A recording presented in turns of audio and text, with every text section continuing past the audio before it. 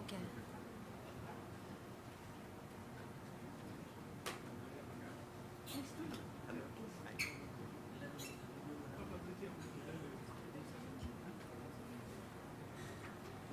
Where is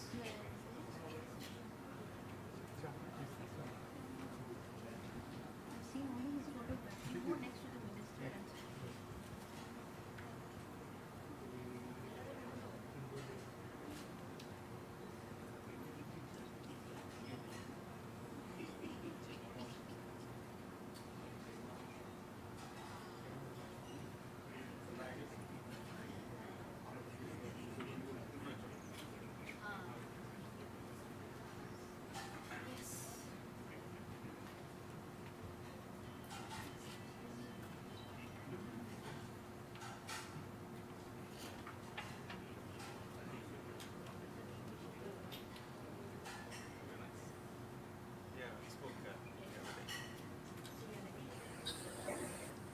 ഏവർക്കും നമസ്കാരം. ഉന്നത വിദ്യാഭ്യാസ പരിഷ്കരണ കമ്മീഷൻ റിപ്പോർട്ട് സർക്കാരിലേക്ക് സമർപ്പിക്കുന്ന ചടങ്ങാണ് ഇന്നിവിടെ സംഘടിപ്പിച്ചിരിക്കുന്നത്. കമ്മീഷൻ റിപ്പോർട്ടുകൾ നടപ്പിലാക്കുന്നത് സംബന്ധിച്ച് പ്രാരംഭ കൂടിയാലോചന തുടർന്ന് നടക്കും. 3 കമ്മീഷനുകളുടെയും അധ്യക്ഷന്മാരെ സ്വാഗതം ചെയ്യുന്നു. ചടങ്ങിന് സ്വാഗതം ആശംസിക്കുന്നതിനായി ബഹുമാനപ്പെട്ട ഉന്നത വിദ്യാഭ്യാസ വകുപ്പ് പ്രിൻസിപ്പൽ സെക്രട്ടറി ശ്രീമതി ഇഷിത റോയ് IAS-നെ വിനയപൂർവ്വം ക്ഷണിക്കുന്നു. ബഹുമാന്യരെ, ഉന്നത വിദ്യാഭ്യാസ രംഗത്തെ പരിഷ്കരിക്കുന്നതിന് വേണ്ടി സർക്കാർ നിയോഗിച്ച ശ്യാം ബി മേനോൻ ചെയർമാനായ ഉന്നത വിദ്യാഭ്യാസ പരിഷ്കരണ കമ്മീഷൻ്റെ റിപ്പോർട്ട് സമർപ്പണം ഇന്ന് നടത്തും. അതോടൊപ്പം തന്നെ സർക്കാർ നിയോഗിച്ച യൂണിവേഴ്സിറ്റി നിയമ പരിഷ്കരണ കമ്മീഷൻ്റെയും അതോടൊപ്പം പരീക്ഷാ പരിഷ്കരണ കമ്മീഷൻ്റെയും അംഗങ്ങളും ഈ പരിപാടിയിൽ സംബന്ധിക്കും. ഇതിൻ്റെ ഭാഗമായി കമ്മീഷൻ റിപ്പോർട്ടുകൾ ഇംപ്ലിമെൻ്റ് ചെയ്യാനായിട്ട് ഇവിടെ എത്തിച്ചേർന്നിട്ടുള്ള യൂണിവേഴ്സിറ്റീസിൻ്റെ പ്രതിനിധികളുമായ ഒരു കൂടിയാലോചന നടത്താൻ ഉദ്ദേശിക്കുന്നുണ്ട്. That will be almost a full day affair, so looking forward to that. ഇന്നത്തെ ഈ യോഗത്തിൽ സന്നിഹിതനായിട്ടുള്ള ബഹുമാനപ്പെട്ട ഉന്നത വിദ്യാഭ്യാസ വകുപ്പ് മന്ത്രി ശ്രീമതി ഡോക്ടർ ബിന്ദു മാഡം അവരുകളെ നിങ്ങളെല്ലാവർക്കും വേണ്ടി എൻ്റെ സ്വന്തം പേരിലും സ്വാഗതം ചെയ്തുകൊള്ളുന്നു. അതോടൊപ്പം തന്നെ വേദിയിൽ സന്നിഹിതനായിട്ടുള്ള നമ്മുടെ ഹയർ എഡ്യൂക്കേഷൻ റിഫോംസിൻ്റെ കമ്മീഷൻ റിപ്പോർട്ട് സമർപ്പിക്കുന്നതിനായി അതിൻ്റെ ചെയർപേഴ്സണായ ഡോക്ടർ ശ്യാം ബി മേനോൻ അദ്ദേഹത്തെ സ്വാഗതം ചെയ്തുകൊള്ളുന്നു. ഡോക്ടർ NK ജയകുമാറിൻ്റെ സാന്നിധ്യം നമുക്ക് ഇന്ന് ലഭിക്കാൻ സാധിച്ചിട്ടില്ല. പക്ഷേ അഡ്വക്കേറ്റ് PC ശശിധരൻ ഇവിടെ സന്നിഹിതനാണ്, അദ്ദേഹത്തെ ക്ഷണിച്ചുകൊള്ളുന്നു. പ്രൊഫസർ CT അരവിന്ദകുമാർ അദ്ദേഹത്തെയും ക്ഷണിച്ചുകൊള്ളുന്നു. അതോടൊപ്പം തന്നെ ഈ വേദിയിൽ സന്നിഹിതനായിട്ടുള്ള ഡോക്ടർ പ്രദീപ് അദ്ദേഹത്തെയും ഇവിടെ സ്വാഗതം ചെയ്തുകൊള്ളുന്നു. Please excuse me, I am new to the department. I take this opportunity of inviting all the respected Vice Chancellors to this meeting, also the Pro-Vice Chancellors, the Registrars, the Controller of Examination. Then we have also had the opportunity of inviting 2 members from the syndicate. So I take this opportunity of inviting each one of you to this day-long session where we'll be discussing and learning from you, hearing from you as to how what is the road ahead and how do we implement the recommendations of the Commission. I also take this opportunity of inviting the DCE who's present here, the DTE, the KSE HEC, Dr. Rajan Gurukal, who is going to preside over this function, will join us online. So I take this opportunity of inviting him to this session. Also, Dr. Rajan Varghese, the Higher Education Member Secretary, who's been, spearheading and organizing this. I take this opportunity of inviting the KSHEC members, the members of SLQAC, RUSA, as well as the DT. If I have left out anyone, please pardon me. Thank you all, and looking forward to a very, very, very fruitful discussion. There's only one submission I had. if there is a state where the higher education reforms will work, it is only Kerala. And if there is a state where there was a need for higher education reforms, probably it is again Kerala. So we are looking forward to these fruitful discussions where probably you will be able to tell us by tomorrow, before you leave, some time schedule by which some of these implementations can start happening in the state. Looking forward to hearing and learning from all of you. Thank you all very much. Thank you. Thank you madam. അടുത്തതായി അധ്യക്ഷ പ്രഭാഷണമാണ്. പ്രഭാഷണത്തിനായി ഉന്നത വിദ്യാഭ്യാസ council vice chairman professor Rajan Gurukkal സാറിനെ വിനയപൂർവ്വം ക്ഷണിക്കുന്നു. Sir online പ്ലാറ്റ്ഫോമിലാണ് നമ്മളോട് പ്രഭാഷണം നടത്തുന്നത്. നേരിട്ട് പങ്കെടുക്കാൻ കഴിയാത്തതിൽ ഖേദമുണ്ട്. നിർവ്യാജം ക്ഷമ ചോദിക്കുന്നു. ഞാൻ പറയുന്നത് കേൾക്കുന്നുണ്ട് എന്ന് വിശ്വസിക്കുന്നു. ഉന്നത വിദ്യാഭ്യാസ വകുപ്പിന്റെ ആദരണീയായ മന്ത്രി ഡോക്ടർ ബിന്ദു, ഉന്നത വിദ്യാഭ്യാസ കമ്മീഷൻ അധ്യക്ഷരായ doctor Shyam B Menon, doctor NK Jayakumar, doctor CT Aravind Kumar, ഉന്നത വിദ്യാഭ്യാസ വകുപ്പിന്റെ പ്രിൻസിപ്പൽ സെക്രട്ടറി ശ്രീമതി ഇഷിത റോയ്, ഉന്നത വിദ്യാഭ്യാസ കൗൺസിലിന്റെ member secretary doctor Rajan Varghese, സദസ്സിലിരിക്കുന്ന ബഹുമാനപ്പെട്ട വൈസ് ചാൻസലർമാർ, കമ്മീഷൻ അംഗങ്ങൾ, മറ്റ് വിശിഷ്ട വ്യക്തികൾ, എല്ലാവർക്കും നമസ്കാരം. ഉന്നത വിദ്യാഭ്യാസ മേഖലയെ യുദ്ധകാല അടിസ്ഥാനത്തിൽ നവീകരിക്കുന്നതിനും ശാക്തീകരിക്കുന്നതിനും ആദരണീയനായ മുഖ്യമന്ത്രി ധാരാളം വിദഗ്ധരുമായി ആലോചിച്ച് തയ്യാറാക്കിയ ഒരു മാർഗരേഖ പുറപ്പെടുവിച്ചത് കൃത്യം 1 വർഷം മുമ്പാണ്. പ്രസ്തുത മാർഗരേഖ പ്രവൃത്തി പഥത്തിൽ കൊണ്ടുവരുന്നതിന് ബഹുമാനപ്പെട്ട മന്ത്രി ഡോക്ടർ ബിന്ദുവിന്റെ നേതൃത്വത്തിൽ സെപ്റ്റംബർ 28, 29 തീയതികളിലായിരുന്നു ഒരു ശില്പശാല നടന്നത്. ഈ കമ്മീഷനിലെ പലരും ആ ശില്പശാലയിൽ പങ്കെടുത്തവരാണ്. ശില്പശാലയിൽ നിന്ന് ഉരുത്തിരിഞ്ഞത് കുറെ കർമ്മ പദ്ധതികൾ മാത്രമായിരുന്നില്ല, അതൊരു കർമ്മനിർവഹണ രേഖ കൂടി ആയിരുന്നു. ഓരോ പദ്ധതിയും ആരൊക്കെ, എങ്ങനെ, എപ്പോൾ, എത്ര സമയത്തിനുള്ളിൽ നടപ്പിലാക്കണമെന്ന് കൃത്യമായി നിർദ്ദേശിക്കുന്ന ഒരു സമഗ്ര സമയവിവര പട്ടികയായിരുന്നു അത്. അതനുസരിച്ച് ബഹുമാനപ്പെട്ട മന്ത്രിയുടെ നേതൃത്വത്തിൽ വൈസ് ചാൻസലർമാരുടെ യോഗം ചേർന്ന് നയപരമായ തീരുമാനം വേണ്ട നിർദ്ദേശങ്ങൾ ഒഴിച്ചുള്ള പരിഷ്കാരങ്ങൾക്കായി സർവകലാശാലകളിൽ ആവശ്യമായ തയ്യാറെടുപ്പുകൾ ഉറപ്പുവരുത്തുന്നുണ്ടായിരുന്നു. കമ്മീഷനുകളുടെ ഇടക്കാല റിപ്പോർട്ടുകൾ വന്നപ്പോൾ അവയുമായി മുന്നേറാൻ മുഖ്യമന്ത്രി ആവശ്യപ്പെട്ടിരുന്നു. സർവകലാശാലകൾ വളരെ വലിയ താല്പര്യത്തോടെയാണ് മുമ്പോട്ട് വന്നിട്ടുള്ളത്. ഉന്നത വിദ്യാഭ്യാസ കൗൺസിലും ശ്രമിച്ചുകൊണ്ടിരിക്കുന്നുണ്ടായിരുന്നു.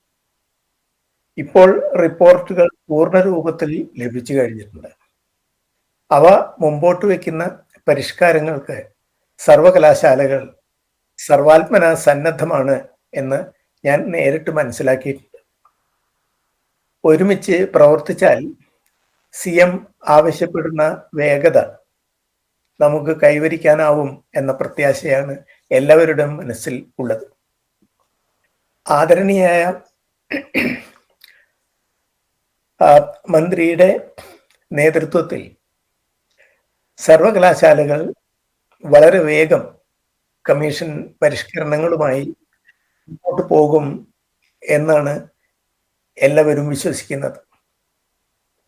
കമ്മീഷൻ റിപ്പോർട്ടുകളിൽ പറഞ്ഞിരിക്കുന്ന കാര്യങ്ങൾ പെട്ടെന്ന് പ്രവൃത്തി പഥത്തിൽ കൊണ്ടുവരാൻ ആവശ്യമായ രീതിയിലുള്ള നിയമങ്ങളുടെ ചട്ടക്കൂട് ഒരുങ്ങിയോ എന്ന് പറയാൻ ഇവിടെ ഡോക്ടർ ജയകുമാറിനെ പ്രതിനിധീകരിച്ചെത്തിയിരിക്കുന്ന അഡ്വക്കേറ്റ്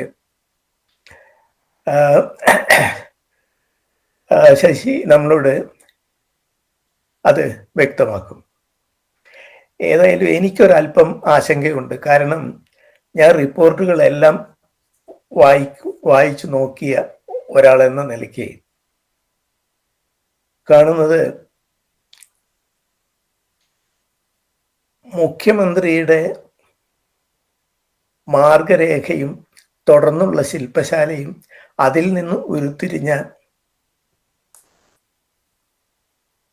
പരിഷ്കരണ ആശയങ്ങളും കമ്മീഷൻ റിപ്പോർട്ടുകളിൽ വന്നിരിക്കുന്ന ശുപാർശകളും ഏതാണ്ട് സമരസപ്പെട്ടു പോകുന്നു എന്ന ഒരു കാര്യം നിലനിൽക്കെ അവയുടെ നിയമപരമായ മുന്നേറ്റത്തിന് ആവശ്യമായ ചട്ടക്കൂട് തയ്യാറായി കഴിഞ്ഞിട്ടുണ്ട് എന്ന് എനിക്ക് തോന്നുന്നില്ല. ഒരാശങ്കയോടുകൂടി ഞാൻ ആ കാര്യം പറയുകയാണ്. കാരണം വളരെ സമഗ്രമായ രീതിയിലുള്ള ഒരു 3 വോളിയം രേഖയാണ് നിയമ പഠന കമ്മീഷൻ മുമ്പോട്ട് വച്ചിരിക്കുന്നത്. പക്ഷെ അത് നിയമജ്ഞരുടെ കാഴ്ചപ്പാടിലുള്ള ഭേദഗതികളും കൂട്ടിച്ചേർപ്പുകളും കുറവ് തീർക്കലും ഒക്കെയാണ്. അത് വളരെ ഭംഗിയായി തന്നെ നടന്നിട്ടുണ്ട് എന്ന് വ്യക്തമാണ്. പക്ഷെ ഉന്നത വിദ്യാഭ്യാസ കമ്മീഷനുകളുടെ നിർദ്ദേശങ്ങൾക്ക് ആവശ്യമായ ഭേദഗതികൾ ഇനിയും അടിസ്ഥാനപരമായ ഭേദഗതികൾ ആവശ്യപ്പെടുന്നവയാണ് എന്നാണ് എൻ്റെ എളിയ തോന്നൽ. ഈ ഒരു വിടവിന് പ്രധാന കാരണം കൂട്ടായ ചർച്ചകൾ നടക്കാതിരുന്നതും ഒരു കൺകറന്റ് ആയിട്ടുള്ള രീതിയിൽ പരിഷ്കാര നിർദ്ദേശങ്ങളുമായി എങ്ങനെ ആവശ്യമായ ലീഗൽ ഫ്രെയിംവർക്ക് കരുപിടിപ്പിക്കാം എന്ന ഒരു ശ്രമം നടക്കാതിരുന്നത് കൊണ്ടാണെന്നാണ് എനിക്ക് തോന്നുന്നത്. ഏതായാലും മുഖ്യമന്ത്രിയുടെ മാർഗരേഖയുമായും ഇപ്പോൾ മുമ്പോട്ട് വയ്ക്കപ്പെട്ടിട്ടുള്ള പരിഷ്കാര നിർദ്ദേശങ്ങളുമായും കാര്യമായി ബന്ധമൊന്നും ഇല്ലാതെ ആണ് നിയമ ഭേദഗതികളുടെ നിലനിൽപ്പ്. ഏതായാലും വൈകി, പക്ഷെ നിയമവിദഗ്ധർ അധികം സമയമെടുക്കാതെ തന്നെ ഈ കൃത്യം കൂടി നിർവഹിക്കും എന്ന കാര്യത്തിൽ എനിക്ക് സംശയമില്ല. കാരണം അവർക്ക് ആ മേഖലയിൽ നല്ല വൈദഗ്ധ്യമുണ്ട്. ഇപ്പോൾ മുമ്പോട്ട് വയ്ക്കപ്പെട്ടിട്ടുള്ള പരിഷ്കാരങ്ങളുമായി ബന്ധപ്പെടുത്തി ഭേദഗതികളെ കൂടുതൽ പ്രായോഗികമായ രീതിയിൽ ചർച്ച ചെയ്യാൻ ഈ ശില്പശാല സഹായിക്കും എന്നും എനിക്ക് ഉറപ്പുണ്ട്. ഏതായാലും എല്ലാവരും ഒരുമിച്ച് പ്രവർത്തിച്ച് ഇത് ഇനിയും കാലവിളംബം ഇല്ലാതെ മുമ്പോട്ട് പോകും എന്ന് തന്നെയാണ് പ്രത്യാശ ഉള്ളത്. പക്ഷെ ഒരു കാര്യം എനിക്ക് തോന്നുകയാണ്, ഏതെങ്കിലും കാരണവശാൽ ഈ ഒരു വിടവിന് ഉന്നത വിദ്യാഭ്യാസ കൗൺസിൽ കാരണമായിട്ടുണ്ടെങ്കിൽ ഞാൻ അതിന് ക്ഷമ ചോദിക്കുന്നു. ഞങ്ങൾക്ക് കയ്യിലുണ്ടായിരുന്ന രേഖകളൊക്കെ തന്നെ റിസർച്ച് ഓഫീസർമാർ വഴിയും ഒക്കെ ലഭ്യമാക്കിയിരുന്നു എന്നാണ് എനിക്ക് മനസ്സിലായത്. ഇനി എന്തെങ്കിലും അതിൽ കുറവ് വന്നു പോയിട്ടുണ്ടെങ്കിൽ അത് എൻ്റെ വീഴ്ചയാണ് എന്ന് ഏറ്റു പറഞ്ഞുകൊണ്ട് ഞാൻ എല്ലാവരോടും അതിൻ്റെ ക്ഷമ ചോദിക്കുകയാണ്. ഏതായാലും ഒരു കാര്യം ഏറ്റെടുത്തേ മതിയാവുള്ളൂ.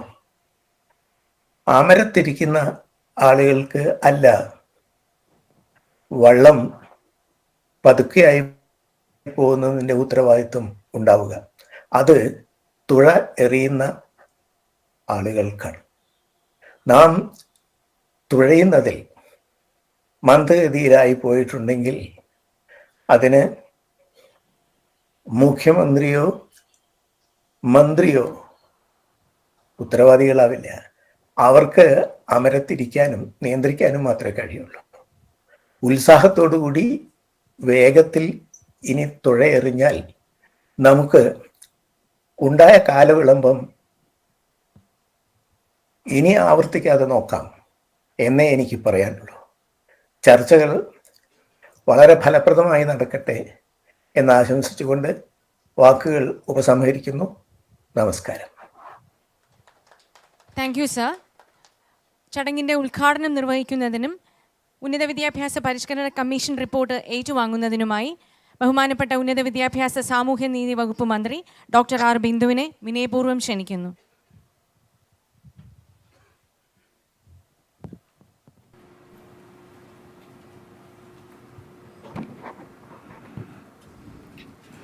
യോഗാധ്യക്ഷൻ, ഹയർ എഡ്യൂക്കേഷൻ കൗൺസിലിൻ്റെ ബഹുമാന്യനായ വൈസ് ചെയർമാൻ ഡോക്ടർ രാജൻ ഗുരുക്കൾ, വേദിയിൽ സന്നിഹിതരായിട്ടുള്ള പരിഷ്കരണ കമ്മീഷനുകളുടെ ബഹുമാന്യരായ ചെയർമാൻമാരെ, ബഹുമാന്യരായ അംഗങ്ങളെ, ബഹുമാന്യയായ വകുപ്പ് സെക്രട്ടറി ശ്രീമതി ഇഷിത റോയ്, ഈ ശില്പശാലയിൽ പങ്കെടുക്കുന്നതിന് എത്തിച്ചേർന്നിട്ടുള്ള സർവകലാശാലകളുടെ വൈസ് ചാൻസലർമാർ ഉൾപ്പെടെയുള്ള ബഹുമാന്യരായ സാരഥികളെ, മറ്റ് പ്രിയമുള്ളവരെ, കേരളത്തിൻ്റെ ഉന്നത വിദ്യാഭ്യാസ മേഖല സമഗ്രവും സമൂലവുമായ ഒരു മാറ്റത്തിലേക്ക് നീങ്ങിക്കൊണ്ടിരിക്കുകയാണ്. അതിനാവശ്യമായ നിർദ്ദേശങ്ങളാണ് ബഹുമാനപ്പെട്ട കമ്മീഷനുകൾ നമുക്കിന്ന് കൈമാറുന്നത്. ഒന്നാം പിണറായി സർക്കാരിൻ്റെ കാലത്ത് പൊതുവിദ്യാഭ്യാസ മേഖലയിൽ അടിസ്ഥാന സൗകര്യ വിപുലീകരണത്തിൻ്റെയും അക്കാദമിക ഗുണമേന്മയുടെയും ഒക്കെ മേഖലയിൽ വലിയ രീതിയിലുള്ള മുന്നേറ്റം തന്നെ നടത്താൻ കേരളത്തിൽ നമുക്ക് സാധിക്കുകയുണ്ടായി.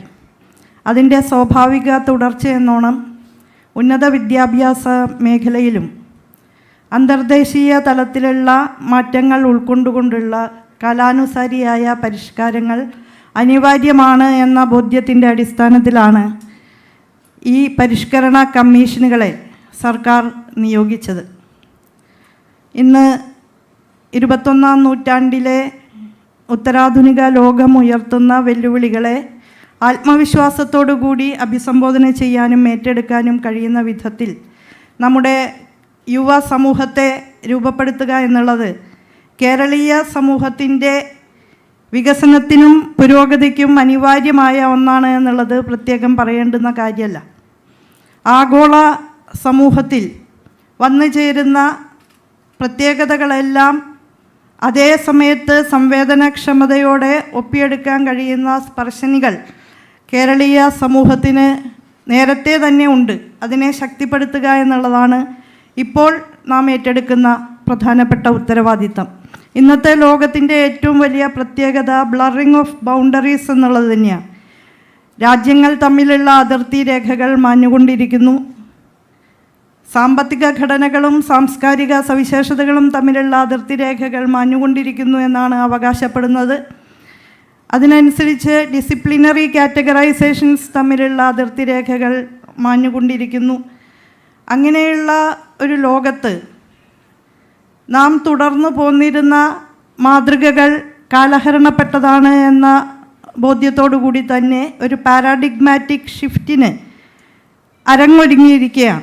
നേരത്തെ തന്നെ അതിൻ്റെ ബീജങ്ങൾ നമ്മുടെ വിദ്യാഭ്യാസ മേഖലയിൽ വിതയ്ക്കപ്പെട്ടിട്ടുണ്ട് എങ്കിൽ പോലും അത് കൊയ്തെടുക്കാനാവുന്ന വിധത്തിൽ ആയിട്ടില്ലായിരുന്നു എന്ന് നമുക്ക് ഏവർക്കും അറിയാം. ഇപ്പോൾ നവകേരള സൃഷ്ടിയുടെ ഭാഗമായി കേരളീയ സമൂഹത്തെ ഒരു വൈജ്ഞാനിക സമൂഹമായി പരിവർത്തനം ചെയ്യുക എന്ന ആ പ്രഖ്യാപിത ലക്ഷ്യത്തിൻ്റെ മുന്നിൽ നിന്ന് പ്രവർത്തിക്കേണ്ടുന്നവരാണ് ഉന്നത വിദ്യാഭ്യാസ മേഖലയിൽ പ്രവർത്തിക്കുന്നവർ എന്ന് ബഹുമാന്യനായ മുഖ്യമന്ത്രി നിരന്തരം നമ്മെ ഓർമ്മപ്പെടുത്തിക്കൊണ്ടിരിക്കുന്നുണ്ട്. അതുകൊണ്ട് തന്നെ ആ നിലയിൽ സമൂഹത്തിന് മുന്നിൽ നടക്കാൻ സ്വയം സജ്ജരായിക്കൊണ്ട് ഉന്നത വിദ്യാഭ്യാസ മേഖലയിൽ പരിവർത്തനങ്ങൾ സാക്ഷാത്കരിക്കുക എന്ന ഉത്തരവാദിത്തത്തിൻ്റെ ഭാഗമായിട്ടാണ് നാം എല്ലാം ഇന്ന് ഇവിടെ ഒത്തുചേർന്നിരിക്കുന്നത്. അപ്പോൾ ഇന്നത്തെ ലോകത്ത് ആർട്ടിഫിഷ്യൽ ഇൻ്റലിജൻസ് മനുഷ്യ മസ്തിഷ്കത്തിൻ്റെ മേലെ വലിയ രീതിയിലുള്ള സ്വാധീനം ചെലുത്തുകയും മേധാവിത്വം അടിച്ചേൽപ്പിക്കുകയും ചെയ്യുന്ന ഒരു കാലത്ത്, വിവരവിസ്ഫോടനത്തിൻ്റെ യുഗത്തിൽ വൈജ്ഞാനിക ശാഖകൾ അനുദിനം സ്വയം മാറിക്കൊണ്ടിരിക്കുന്ന കാലത്ത് ഒക്കെ തന്നെ വലിയ ഫ്ലെക്സിബിലിറ്റി ആവശ്യമുള്ള ഒരു മേഖലയായിട്ട് ഉന്നത വിദ്യാഭ്യാസ മേഖല മാറുകയാണ്. ക്ലാസ് മുറിക്കകത്തെ വിദ്യാഭ്യാസത്തെ വിശാലമായ സമൂഹവുമായി ബന്ധപ്പെടുത്തിക്കൊണ്ടുള്ള വലിയ മാറ്റം, അത് ഏറ്റവും അടിയന്തരമായിട്ട് ഏറ്റെടുക്കേണ്ട ഒരു കാര്യം തന്നെയായിട്ട് സർക്കാർ കാണുകയാണ്. കേരളീയ സമൂഹത്തിൻ്റെ പുരോഗമനപരമായിട്ടുള്ള മുന്നോട്ടു പോക്കിനും കേരളത്തിൻ്റെ സമ്പദ്ഘടനയുടെ വിപുലീകരണത്തിനും കേരളീയ ജനതയുടെ ജീവിത നിലവാര വർധനവിനുമൊക്കെ തന്നെ ഉന്നത വിദ്യാഭ്യാസ സ്ഥാപനങ്ങളും സർവകലാശാലകളും ഉൽപ്പാദിപ്പിക്കുന്ന അറിവുകളെ എങ്ങനെ പ്രയോജനപ്പെടുത്താം എന്ന ആലോചനയാണ് ഇതിൻ്റെയൊക്കെ കേന്ദ്രത്തിൽ പ്രവർത്തിക്കുന്നത്. ദ്വിമുഖമായിട്ടുള്ള ഒരു സമീപനമാണ് ഇതിനാവശ്യം എന്ന് സർക്കാർ നേരത്തെ തന്നെ ഉൾക്കൊണ്ടിരുന്നു. അതിലൊന്ന്, തൊഴിലന്വേഷകരായി നിൽക്കാതെ തൊഴിൽ ഉൽപ്പാദകരായി മാറാനും തൊഴിൽ സൃഷ്ടാക്കളായി മാറാനും നമ്മുടെ യുവാക്കളെ സഹായിക്കുന്ന തരത്തിലുള്ള ഒരു സമീപനം. അഭ്യസ്തവിദ്യരായിട്ടുള്ള തൊഴിലന്വേഷകരുടെ എണ്ണം കേരളത്തിൽ വർദ്ധിച്ചു വരുന്ന സാഹചര്യത്തിൽ അതിനെ അഭിസംബോധന ചെയ്യാനുള്ള മാർഗങ്ങൾ ഉണ്ടാവണം. ഒപ്പം തന്നെ ഗവേഷണാത്മകമായ പ്രവർത്തനങ്ങളെ കൂടുതൽ ആഴത്തിലേക്ക് കൊണ്ടുവരാനും അവയുടെ ഗുണമേന്മ വർധനവ് ഉറപ്പുവരുത്താനും കഴിയണം. അത്തരത്തിലുള്ള ഒരു ദ്വിമുഖ സമീപനത്തോടു കൂടി വേണം നമുക്ക് മുന്നോട്ട് പോകാൻ. കൂടുതൽ തൊഴിലുൽപാദനപരമായിട്ടുള്ള കോഴ്സുകൾ ഉണ്ടാകണം. പഠനങ്ങളുടെ അടിസ്ഥാനത്തിൽ കേരളത്തിൽ തൊഴിലും വിദ്യാഭ്യാസവും തമ്മിലുള്ള വിടവ് സ്കിൽ ഗ്യാപ്പാണ് എന്ന് വളരെ കൃത്യമായിട്ട് തിരിച്ചറിയാൻ കഴിയുകയുണ്ടായി. നമ്മുടെ തൊഴിൽ മേഖലയിൽ തൊഴിലന്വേഷകരായിട്ട് വലഞ്ഞു നിൽക്കേണ്ടി വരുന്ന അവസ്ഥയുണ്ടാകുന്നത് വേണ്ടത്ര പ്രായോഗിക പരിശീലനത്തിൻ്റെ അഭാവമാണ് എന്നുള്ളത് വെളിവാക്കപ്പെടുകയാണ്. അപ്പോൾ ഇന്നത്തെ ലോകത്ത് പെഡഗോജിക്കലായിട്ടുള്ള സമീപനങ്ങൾക്ക് പകരം ആൻഡ്രാഗോജിക്കലായിട്ടുള്ള രീതികളിലേക്ക് നാം പോവേണ്ടിയിരിക്കുന്നു. കോളേജിൽ വരുന്ന കുട്ടികൾ മുതിർന്ന കുട്ടികളാണ്, അഡൽട്സാണ്. അവരുടെ പഠനം തീർച്ചയായും എക്സ്പീരിയൻഷ്യൽ ലേണിങ്ങിന് പ്രാധാന്യം കൊടുക്കുന്ന രീതിയിലായിരിക്കണം എന്ന കാര്യത്തിൽ യാതൊരു തർക്കവുമില്ല. അതിൻ്റെ ഭാഗമായിട്ടാണ് അസാപ്പ് പോലുള്ള ഏജൻസികളെ വലിയ അളവിൽ പ്രോത്സാഹിപ്പിക്കുന്ന സമീപനം ഇപ്പോൾ സർക്കാർ മുന്നോട്ട് വച്ചിട്ടുള്ളത്.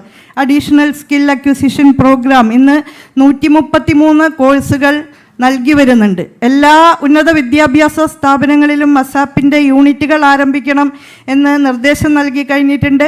കെ സ്കിൽ എന്ന പേരിൽ ഒരു ക്യാമ്പയിൻ അസാപ്പ് ഈ സന്ദർഭത്തിൽ നടത്തി വരികയാണ്. അതുപോലെ കെ ഡിസ്കിൻ്റെ ആഭിമുഖ്യത്തിൽ നമ്മുടെ കോളേജ് വിദ്യാർത്ഥികളെയും യുവാക്കളെയും ഒരു DWMS സംവിധാനത്തിൽ രജിസ്റ്റർ ചെയ്യിച്ച് അവരുടെ കൃത്യമായ അഭിരുചികൾ തിരിച്ചറിഞ്ഞുകൊണ്ട് ആവശ്യമായിട്ടുള്ള സ്കില്ലും പരിശീലനവും ഇൻ്റർവ്യൂവിനെ അഭിമുഖീകരിക്കുന്നതിനുള്ള പ്രത്യേക പരിശീലനവും എല്ലാം നൽകാനുള്ള സംവിധാനം ഉറപ്പാക്കി കഴിഞ്ഞിട്ടുണ്ട്. ഏതാനും ദിവസങ്ങൾക്ക് മുൻപാണ് കണക്ട് കരിയർ ടു ക്യാമ്പസ് എന്നുള്ള പരിപാടി ബഹുമാന്യനായ മുഖ്യമന്ത്രി ഉദ്ഘാടനം ചെയ്തത്. പോളിടെക്നിക്കുകളിൽ ഇതിനകം തന്നെ ഇൻഡസ്ട്രി ഓൺ ക്യാമ്പസ് എന്നുള്ള പദ്ധതി വളരെ വിജയകരമായിട്ട് നടപ്പാക്കി മുന്നോട്ട് പോയിക്കൊണ്ടിരിക്കുകയാണ്. മിക്കവാറും എല്ലാ സാങ്കേതിക വിദ്യാഭ്യാസ സ്ഥാപനങ്ങളോടും ചേർന്ന് പുതിയ എക്കോസിസ്റ്റം, സ്റ്റാർട്ടപ്പ് എക്കോസിസ്റ്റം ഉണ്ടാക്കണമെന്നും ഇന്നൊവേറ്റീവായിട്ടുള്ള കുട്ടികളുടെ ഐഡിയാസ് സാക്ഷാത്കരിക്കുന്നതിന് ആവശ്യമായിട്ടുള്ള അടിസ്ഥാന സൗകര്യങ്ങൾ വിപുലീകരിക്കണമെന്നും സ്റ്റേറ്റ് ഓഫ് ദ ആർട്ട് സൗകര്യങ്ങളുള്ള ലബോറട്ടറികൾ അതുപോലെ ഉൽപ്പാദന യൂണിറ്റുകളൊക്കെ സംവിധാനം ചെയ്യണമെന്നുമുള്ള ആശയം നല്ല രീതിയിൽ നൽകാൻ കഴിഞ്ഞിട്ടുണ്ട്.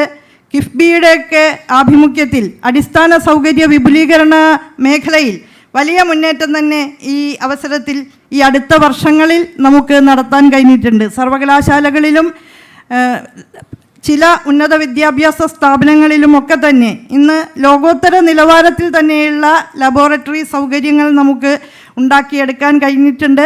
അവിടെ നിൽക്കണമെന്നല്ല, ഇനിയും മുന്നോട്ട് പോകണം എന്ന അർത്ഥത്തിലാണ് നമ്മുടെ ബജറ്റ് പ്രഖ്യാപന വേളയിൽ ഏറ്റവും ആദ്യം പരാമർശിക്കപ്പെട്ടത് ഇൻക്യുബേഷൻ സെൻ്ററുകളും ട്രാൻസ്ലേഷണൽ റിസർച്ച് സെൻ്ററുകളുമാണ്. ഏകദേശം 1000 കോടി രൂപയിലധികം ഉന്നത വിദ്യാഭ്യാസ മേഖലയ്ക്കായിട്ട് നീക്കിവെക്കപ്പെട്ട വിധത്തിലാണ് ബജറ്റ് പ്രഖ്യാപിക്കപ്പെട്ടത് എന്നുള്ളത് സന്തോഷപൂർവ്വം തന്നെ ഈ അവസരത്തിൽ ഞാൻ ചൂണ്ടിക്കാണിക്കുകയാണ്. ഇൻക്യുബേഷൻ സെൻ്ററുകൾ അവയുടെ പേര് സൂചിപ്പിക്കുന്നത് പോലെ നമ്മുടെ യുവജനങ്ങളുടെ ഏറ്റവും ഫ്രഷായിട്ടുള്ള മസ്തിഷ്കങ്ങളിൽ രൂപം കൊള്ളുന്ന നവീനമായ ആശയങ്ങൾ അടവച്ച് വിരിയിച്ച് വൈജ്ഞാനിക ചക്രവാളങ്ങളിലേക്ക് സ്വതന്ത്രവും സ്വച്ഛന്തവുമായിട്ട് പറക്കുക എന്നുള്ള ഉദ്ദേശത്തോടു കൂടി തന്നെയാണ്. അതുപോലെ ട്രാൻസ്ലേഷണൽ റിസർച്ച് സെൻ്ററുകൾ നമ്മുടെ സമൂഹത്തിൻ്റെ വളരെ ഗുണപരമായിട്ടുള്ള പരിവർത്തനത്തിന് ഈ ഗവേഷണ കേന്ദ്രങ്ങളൊക്കെ ഉൽപ്പാദിപ്പിക്കുന്ന ഏറ്റവും പുതിയ സവിശേഷമായ അറിവുകളെ, പ്രയോഗക്ഷമമായ അറിവുകളെ എങ്ങനെ പ്രയോജനപ്പെടുത്താം എന്നുള്ള രീതിയിലുള്ള ആലോചനയുടെ ഫലം തന്നെയാണ്. അപ്പോൾ ഇത്തരം സംവിധാനങ്ങൾ എല്ലാ സർവകലാശാല കേന്ദ്രങ്ങളിലും കലാലയങ്ങളിലും അടുത്ത ഭാവിയിൽ തന്നെ ഉറപ്പാക്കിയെടുക്കണം എന്നുള്ളതാണ് ഇന്നിവിടെ കൂടിയിട്ടുള്ള സർവകലാശാല സാരഥികളോട് സർക്കാരിന് അഭ്യർത്ഥിക്കാനുള്ളത്. ഈ അടുത്ത കാലത്ത് ബഹുമാന്യരായ വൈസ് ചാൻസലറോടൊപ്പം IIT മദ്രാസ് സന്ദർശിക്കാനുള്ള ഒരവസരം ലഭിക്കുകയുണ്ടായി. ബഹുമാന്യനായ ഈ കമ്മീഷൻ, ഉന്നത വിദ്യാഭ്യാസ പരിഷ്കരണ കമ്മീഷൻ്റെ കൺവീനർ ഡോക്ടർ പ്രദീപ് വേദിയിലുണ്ട്. അദ്ദേഹത്തിൻ്റെ ക്ഷണപ്രകാരമാണ് ഞങ്ങൾ ചെന്നൈ IIT സന്ദർശിച്ചത്. അവിടെയുള്ള ടിങ്കറിംഗ് സെല്ലിൽ കുട്ടികൾ ജോലി ചെയ്തുകൊണ്ടിരിക്കുകയാണ്. ഞങ്ങൾ ചെല്ലുമ്പോൾ അവരേറ്റവും ആഹ്ലാദത്തോടു കൂടി പറഞ്ഞ കാര്യം, ആ കേന്ദ്രത്തിലാണ് അവർക്ക് പഠനം ഏറ്റവും നല്ല നിലയിൽ മുന്നോട്ട് കൊണ്ടുപോകാൻ ആഹ്ലാദകരമായി ആസ്വദിച്ചുകൊണ്ട് തന്നെ സൈദ്ധാന്തികമായ അന്വേഷണങ്ങളെ പ്രായോഗിക തലത്തിലേക്ക് കൊണ്ടുപോകാൻ കഴിയുന്നത് എന്നുള്ളതാണ്. അപ്പോൾ ആ രീതിയിലുള്ള ഘടനാപരമായ ഒരു മാറ്റം നമ്മുടെ ഉന്നത വിദ്യാഭ്യാസ സ്ഥാപനങ്ങളിൽ നമുക്ക് ഉണ്ടാക്കേണ്ടതുണ്ട്. അതാണ് ഒരു വശം. കൂടുതൽ തൊഴിലുൽപാദനപരമായിട്ടുള്ള നമ്മുടെ സമൂഹത്തിൻ്റെ ആവശ്യങ്ങളെ അഡ്രസ്സ് ചെയ്യാൻ കഴിയുന്ന വിധത്തിലുള്ള കാര്യങ്ങൾ കണ്ടുപിടിക്കുന്നതിനും ഗവേഷണ പ്രവർത്തനങ്ങളിലൂടെ നിർദ്ദേശങ്ങൾ മുന്നോട്ട് വയ്ക്കുന്നതിനുമൊക്കെ കുട്ടികളെ സഹായിക്കുന്ന വിധത്തിലുള്ള ഒരു അന്തരീക്ഷ സൃഷ്ടി നമ്മുടെ കലാലയങ്ങളിലും സർവകലാശാലകളിലും ഉണ്ടാകണം. മറുവശത്ത് ഗവേഷണത്തെ കൂടുതൽ ഗൗരവപൂർവം കാണുന്ന ഇന്റർ യൂണിവേഴ്സിറ്റി സെൻറ്റേഴ്സ് സ്ഥാപിക്കുന്നതോടൊപ്പം അതുപോലെയുള്ള ഗവേഷണാത്മകമായ പ്രവർത്തനങ്ങളെ ഊർജിതപ്പെടുത്തുകയും ലോകതലത്തിൽ തന്നെയുള്ള മനുഷ്യകുലത്തിൻ്റെ ആവശ്യങ്ങൾ ഏറ്റെടുക്കാൻ കഴിയുന്ന വിധത്തിലുള്ള ഗവേഷണങ്ങൾ നടത്തുകയും ചെയ്യുക എന്നുള്ളതാണ്. ഇന്നത്തെ ലോക പരിതസ്ഥിതികൾ ആവശ്യപ്പെടുന്ന പ്രകാരമുള്ള കാര്യങ്ങൾക്ക്, നമ്മൾ അഭിമുഖീകരിക്കുന്ന പ്രശ്നങ്ങൾക്ക് പരിഹാരം കണ്ടെത്താൻ യുവജനതയുടെ എല്ലാ സർഗപരമായ സാധ്യതകളും ഉപയോഗിക്കാൻ കഴിയുന്ന രീതിയിലുള്ള ഗവേഷണ പ്രവർത്തനങ്ങൾ ഉറപ്പാക്കുന്ന കേന്ദ്രങ്ങൾ നമുക്ക് കൂടുതലായി ഉണ്ടാകേണ്ടതുണ്ട്. ഇപ്പോൾ കേരളത്തിലെ സർവകലാശാലകൾ ഉന്നത നിലവാരം പുലർത്തുന്നവ തന്നെയാണ് എന്നാണ് എൻ്റെ അഭിപ്രായം. നമ്മുടെ കേരള സർവകലാശാലയ്ക്ക് ഈയിടെ A++ ലഭിക്കുകയുണ്ടായി, NAAC അക്രഡിറ്റേഷൻ പ്രോസസ്സിലൂടെ കടന്നുപോയതിൻ്റെ ഭാഗമായിട്ട്.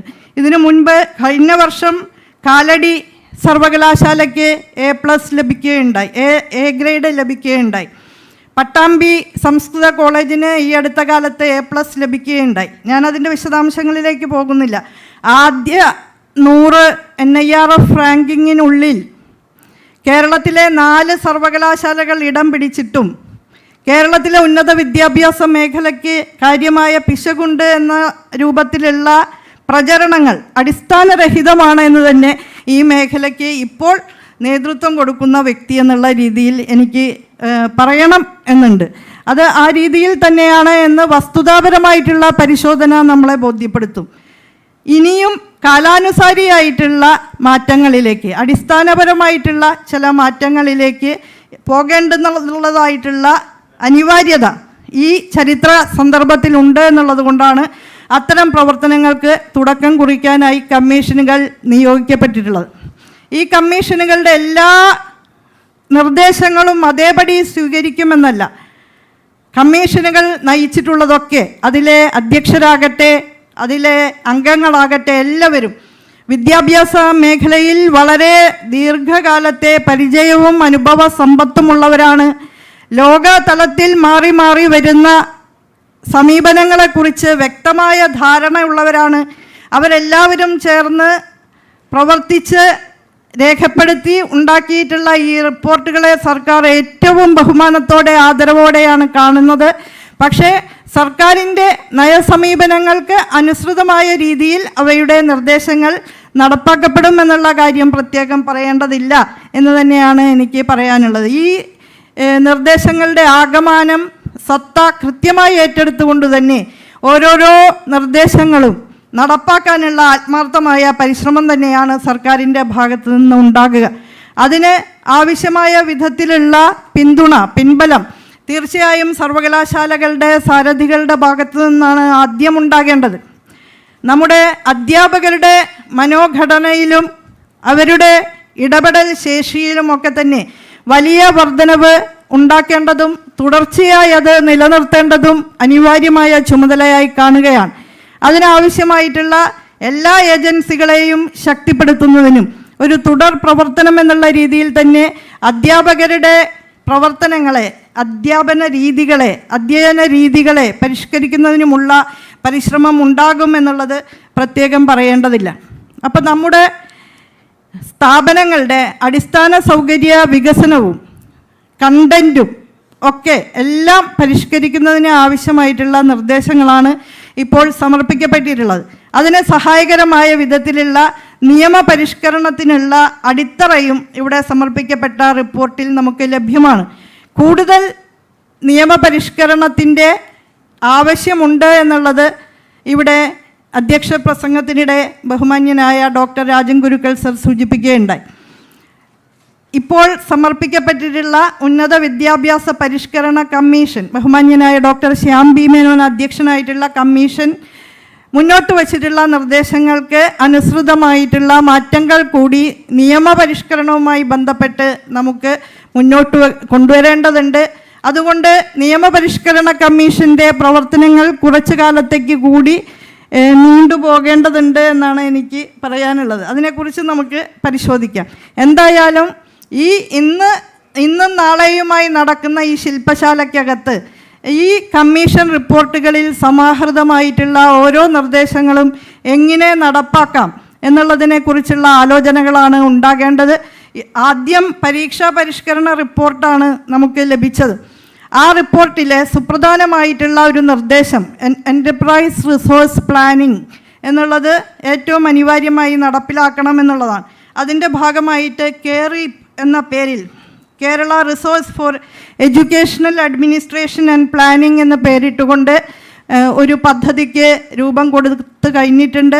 ആ പദ്ധതിയുമായി ബന്ധപ്പെട്ട് ബഹുമാനപ്പെട്ട വൈസ് ചാൻസലർമാർ ഉൾപ്പെടെയുള്ള ആളുകളോട് ആശയവിനിമയം ചെയ്ത് കഴിഞ്ഞിട്ടുണ്ട്. ഉടനെ തന്നെ നമുക്ക് അതിലേക്ക് പോകേണ്ടതുണ്ട്. അതുപോലെ കമ്മീഷൻ റിപ്പോർട്ടിൽ മുന്നോട്ട് വച്ചിട്ടുള്ള എല്ലാ കാര്യങ്ങളും ഏറ്റെടുക്കുന്ന രീതിയിൽ കരിക്കുലം റീഡിസൈനിങ് അടിയന്തരമായി ഏറ്റെടുക്കേണ്ട കാര്യമാണ്. നമ്മുടെ കരിക്കുലം അങ്ങേയറ്റം കാലഹരണപ്പെട്ടിട്ടുണ്ട് എന്നുള്ള കാര്യത്തിൽ നിങ്ങളെപ്പോലെ എനിക്കും അഭിപ്രായ വ്യത്യാസമൊന്നുമില്ല. കരിക്കുലം റീഡിസൈനിങ് അനിവാര്യമായി ഏറ്റെടുക്കേണ്ട ഒന്നാണ്. വളരെ സമഭാവനയോട് കൂടിയിട്ടുള്ള ഒരു കേരളമാണ് നാം സൃഷ്ടിക്കുന്നതെങ്കിൽ അതിനാവശ്യമായ നിലയിലുള്ള ചില ഭാഗങ്ങൾ കൂടി നമ്മുടെ കരിക്കുലത്തിൽ ഉൾച്ചേരേണ്ടതുണ്ട് എന്ന കാഴ്ചപ്പാടോടുകൂടി തന്നെ ഇപ്പോഴത്തെ മാറ്റങ്ങൾക്ക് അനുസൃതമായ രീതിയിലുള്ള ഘടനാപരമായ പരിഷ്കാരം കൊണ്ടുവരാൻ കഴിയുന്ന വിധത്തിലുള്ള കരിക്കുലം പുനഃസംഘാടനവും അതിന് അനുസൃതമായിട്ടുള്ള സിലബസ് പരിഷ്കരണങ്ങളും ഏറ്റെടുക്കേണ്ടതുണ്ട്. കരിക്കുലം റീഡിസൈനിങ്ങിന് കേന്ദ്രീകരിച്ചുള്ള പരിശ്രമങ്ങൾ നമ്മൾ നടത്തണം. ഹയർ എഡ്യൂക്കേഷൻ കൗൺസിൽ അതിന് നേതൃത്വം നൽകും. അതത് സർവകലാശാലകൾ ആ കരിക്കുലം ഫ്രെയിംവർക്കിനകത്ത് അവരവരുടെ കോഴ്സുകളുടെ സിലബസുകൾ പരിഷ്കരിക്കുന്നതിന് അടിയന്തര നടപടികൾ സ്വീകരിക്കണം. അടുത്ത അക്കാദമിക വർഷത്തോടെ അങ്ങനെ അടിമുടി പരിഷ്കരിച്ച ഉള്ളടക്കത്തോടെയാവണം നാം പഠന പ്രക്രിയ ആരംഭിക്കേണ്ടത് എന്നുള്ളതാണ് എനിക്ക് പറയാനുള്ളത്. അതോടൊപ്പം തന്നെ പ്രവൃത്തി പരിചയത്തിലൂടെയുള്ള പഠനത്തിന് പ്രാധാന്യം നൽകിക്കൊണ്ട് തൊഴിൽ ആഭിമുഖ്യമൊക്കെ കുട്ടികൾക്ക് വളർത്താവുന്ന രീതിയിൽ നമ്മളിപ്പോൾ തന്നെ ആരംഭിച്ചിട്ടുള്ള ഏൺ വൈൽ യു ലേൺ, ചെറിയ തോതിൽ ആരംഭിച്ചിട്ടുള്ള ആ പദ്ധതി ഉൾപ്പെടെ വ്യാപകമായി നടപ്പാക്കാൻ കഴിയുന്ന വിധത്തിലൊക്കെയുള്ള മാറ്റങ്ങൾക്ക് തുടക്കം കുറിക്കാൻ ഈ പരിഷ്കരണ റിപ്പോർട്ടുകളുടെ ചർച്ച സഹായകരമാകും എന്നാണ് ഞാൻ കരുതുന്നത്. ഇന്നും നാളെയുമായി നടക്കുന്ന സർവകലാശാല സാരഥികളുടെ ചർച്ചയുടെ ഭാഗമായി ലഭ്യമാകുന്ന ആ വിവരം വെച്ചുകൊണ്ട് നമുക്ക് ഇത് കലാലയങ്ങളിലേക്കും സർവകലാശാലകളിലേക്കും വ്യാപിപ്പിക്കാൻ കഴിയണം. തൊട്ടടുത്ത മാസം തന്നെ കരിക്കുലം റീഡിസൈനിങ്ങിനുള്ള പ്രവർത്തനങ്ങളിലേക്ക് പോകാൻ കഴിയണം. അത്തരം വലിയ മാറ്റങ്ങളിലേക്ക് കൈകോർത്ത് മുന്നോട്ട് പോകാം എന്ന് മാത്രം സവിനയം സൂചിപ്പിച്ചുകൊണ്ട് ഈ ശില്പശാലയും കമ്മീഷൻ റിപ്പോർട്ടുകളുടെ ഏറ്റെടുക്കലും ഉദ്ഘാടനം ചെയ്തതായിട്ട് അറിയിക്കുന്നു. അഭിവാദ്യങ്ങൾ. Thank you madam. അടുത്തതായി ഉന്നത വിദ്യാഭ്യാസ പരിഷ്കരണ കമ്മീഷൻ്റെ റിപ്പോർട്ട് സമർപ്പിക്കലാണ്. ഉന്നത വിദ്യാഭ്യാസ പരിഷ്കരണ കമ്മീഷൻ റിപ്പോർട്ട് ബഹുമാനപ്പെട്ട ഉന്നത വിദ്യാഭ്യാസ സാമൂഹ്യനീതി വകുപ്പ് മന്ത്രി ഡോക്ടർ ആർ ബിന്ദുവിന് കൈമാറുന്നു. ഉന്നത വിദ്യാഭ്യാസ പരിഷ്കരണ കമ്മീഷൻ അധ്യക്ഷൻ പ്രൊഫസർ ശ്യാം ബി മേനോൻ.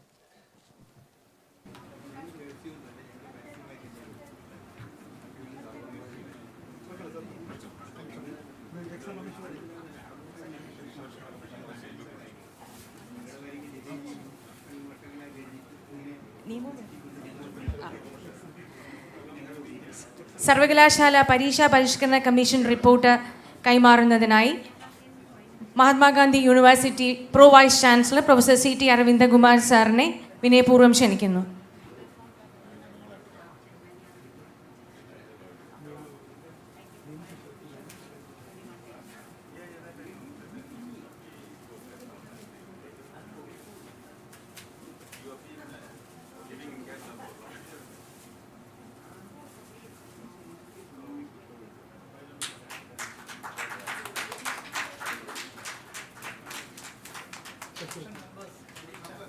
പരീക്ഷാ പരിഷ്കരണ കമ്മീഷൻ്റെ മറ്റ് അംഗങ്ങൾ ഇവിടെ ഉണ്ടെങ്കിൽ അവർ കൂടി വേദിയിലേക്ക് വരണമെന്ന് അഭ്യർത്ഥിക്കുന്നു.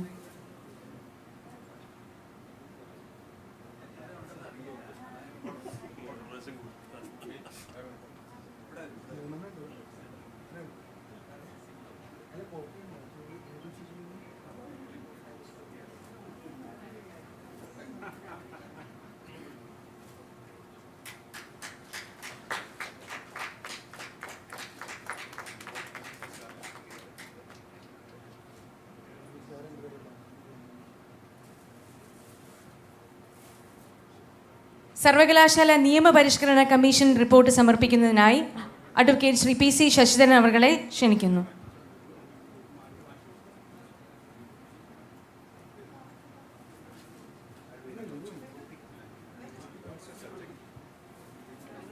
സർവകലാശാല നിയമപരിഷ്കരണ കമ്മീഷൻ മറ്റംഗങ്ങൾ കൂടി വേദിയിലേക്ക് വരണമെന്ന് അഭ്യർത്ഥിക്കുന്നു.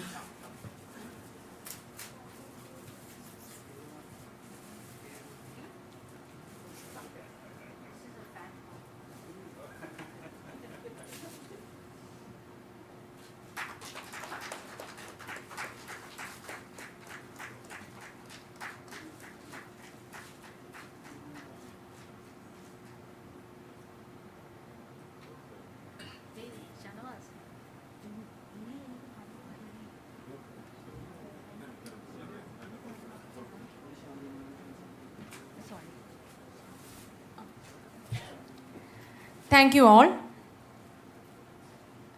ഉന്നത വിദ്യാഭ്യാസ പരിഷ്കരണ കമ്മീഷൻ അധ്യക്ഷൻ ശ്രീ ശ്യാം ബി മേനോൻ സാറിനെ പ്രഭാഷണത്തിനായി ക്ഷണിക്കുന്നു.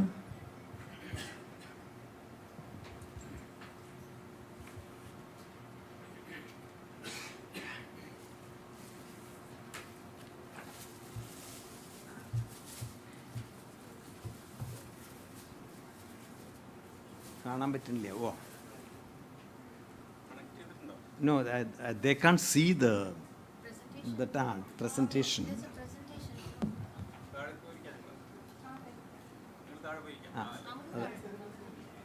Sorry about that. ഈ chairs remove ചെയ്തതുകൊണ്ട്. Yeah, it's connected. It's there from there. They're doing it. They're doing it. It's already moved. അതെ, അതുകൊണ്ടാണ്. Sorry about that.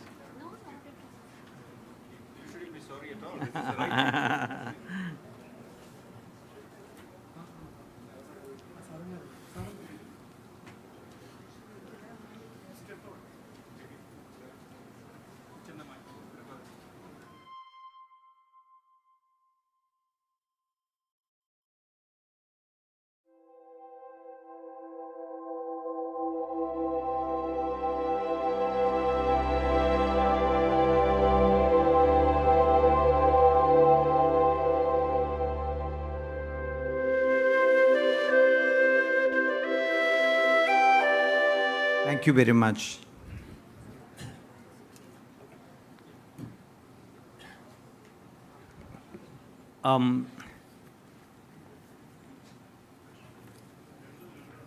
Honorable Minister for Higher Education, Dr. Bindu,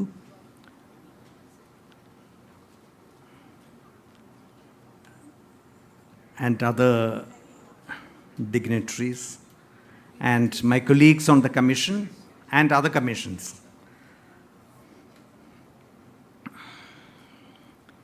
In the folder which all of you have been given, there is a note like this which is already distributed. It's essentially a list of the major recommendations.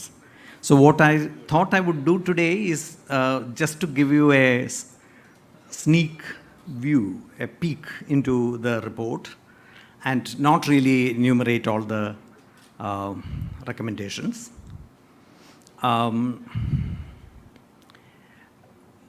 The initial conversations that the Commission had with the leadership of the Kerala government, particularly the Chief Minister and the Minister, emboldened us, gave us the sense that they meant business, that they were ready to, so to say, bite the bullet in bold transformations in higher education, and they particularly warned us against doing just tinkering. So it was very heartening to see that kind of a political will in favor of major transformations. We had consultations with a wide array of stakeholders. In fact, it runs to hundreds and it was again very heartening experience. Many of them had strong views and opinions and data, and our own understanding of the system, the complex system of higher education in Kerala, got enriched and deepened because of those interactions. And we were aware that Kerala has had is the pace setter so far as education is concerned for the whole country. And in the recent years, we have really established, energized the public school system. And that's something which all of us have been. I'm a pedagogue. I work in the school system as much as I do in higher education. So I've been a great admirer of Kerala's achievements in school education. And even the achievements for higher education is really remarkable. The Honorable Minister mentioned about the 4 universities of Kerala in the first 100 universities listed in the NIRF. What she did not mention, and I would like to add, is that in the first 100 colleges of Delhi, of India, there are 19 from Kerala. Almost a fifth of the best colleges of India are from Kerala. And about 38 colleges are from Kerala in the first 200 best colleges according to NIRF ranking. This is no mean achievement at all. And we are talking about something like 50,000 colleges in the whole country. So it's a real achievement. And this is something which we need to build on.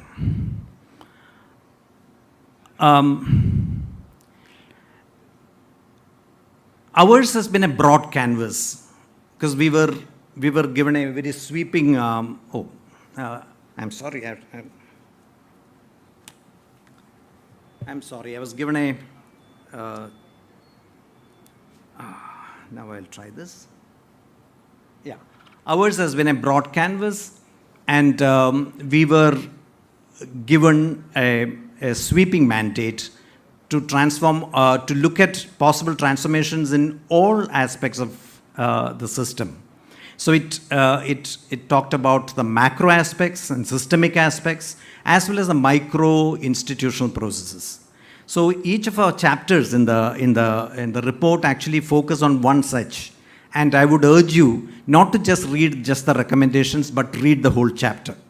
Because I know in a state like Kerala, it's my state too, where higher education, often we slip to polemics. So there's a tendency to cherry pick 1 or 2 recommendations and then out of context, then say that, this is not correct, or that is unacceptable, and so on. So I would suggest that I think those of us who are into this business of policy implementation may please go through the entire report.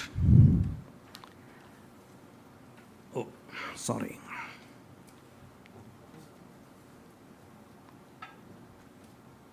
Here are the implications. If we are, the government gave us a very challenging target to achieve. That is about 75% gross enrollment ratio by 2016. And we thought that it's probably appropriate for us to sort of create an intermediate stage of 60% gross enrollment ratio by 2031. And the implications of that would be so many number of additional enrollment in terms of men as well as women in the institutions of higher education.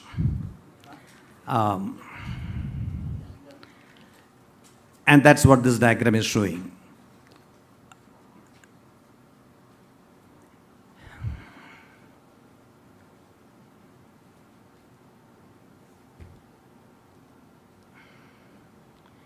But expansion is not just increase in numbers. Expansion, diversification also will have to go with equity and social justice as well as with quality. Access without quality is no access at all. So, I mean, if it is, if the marginalized and those in the margins have to be really provided with access to higher education, it has to be with quality. So that's what we are trying to address through in many of our chapters. Here, we particularly talk in terms of private or government-supported self-sustaining institutions. Interestingly, in Kerala, there are self-financing institutions both under the government and universities as well as under the private. So, we want them to partner with the government in this phase of expansion. And no expansion is of any, expansion of course needs to go in hand with equity in terms of regional disparity. We have particularly given some special focus to Malabar region, equity across social groups, gender equity, and inclusion of differentially abled. There are many ways in which this needs to be elaborated, and one of our chapters is entirely dedicated to that.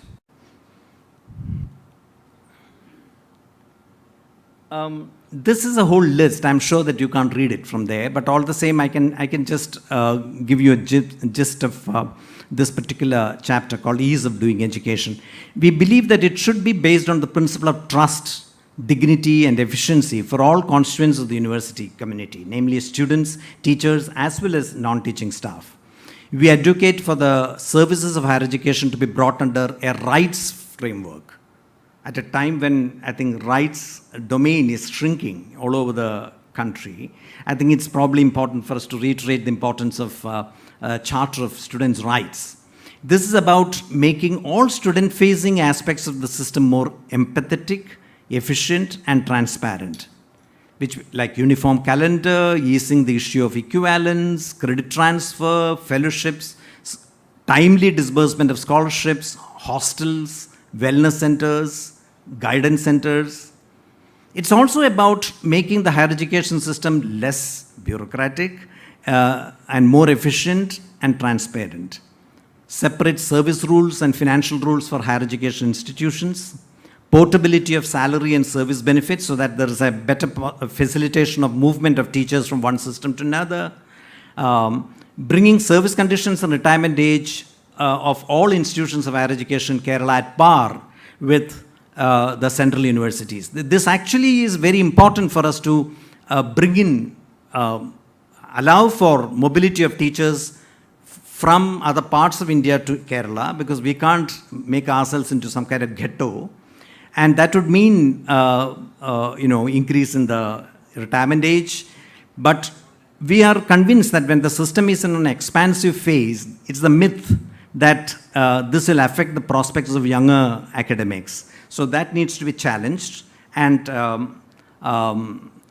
are also talking in terms of chairs, awards, sabbaticals, travel grants, etc. Where travel grants permission doesn't have to go all the way to Trivandrum from Kasaragod. Those kinds of issues.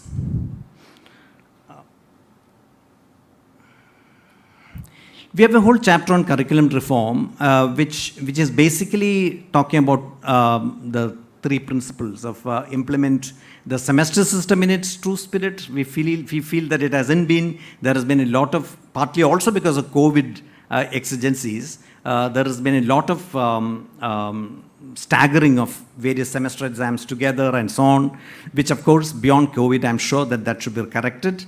And there should be decentralization of higher education in all aspects of higher education, namely curriculums and syllabi, teaching and evaluation are integral to teachers' professional practice. The one who teaches have to evaluate. We are completely in agreement with Professor Arvind Kumar's report, and we feel that those are very practical, essential initial steps, and we are envisaging a movement gradually towards a complete formative mode and complete internal mode in evaluation.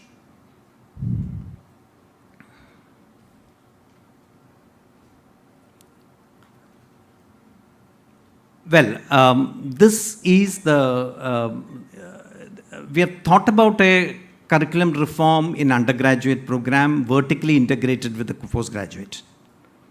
By the way, this is not a creature of the national education policy. 4-year undergraduate programs were there even before the national NEP 2020. And what is probably unacceptable in the NEP 2020 is the multiple exit provisions, which we think is impracticable. So we think that there should be a single lateral exit at the end of 3rd year, and then the movement into the 4th year, which is optional. And we are also envisaging a not complete and sudden discontinuance of the 3+2 structure into a 4+1 structure. We think it should be gradual. And also there should be simultaneous possibility of continuance of the earlier model. So this, if you see the if you see the right part of the diagram, you will find that that's what we are proposing.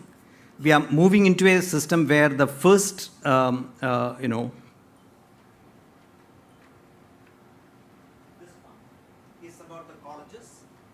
the colleges which will have still continue to have postgraduate programs, and which is into a 3-year mode as well as in a 4-year mode, and then migrate to universities where it has an integrated master's PhD kind of a model. Please read the report for its full understanding of the full implications of this model. We have kept in mind a smooth and seamless transition from the present system to this system. And we are also suggesting, in fact, in the next slide, I'll show you a glimpse of that. I'll not explain because there is no time. A kind of a timetable to achieve this. This is just to say that the report contains this timetable, and we suggest that it should be done with a pilot phase.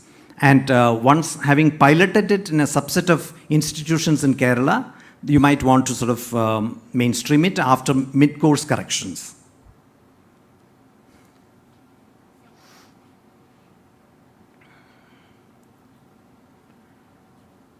The emphasis on science is something which is writing on the wall. And the Honorable Minister mentioned that in her intervention, and we are reiterating that. We have listed out some new institutions and structures, and also the schemes promoting and rewarding excellence for research. New institutions should have adequate resource support. There's no point in creating institutions without resource support.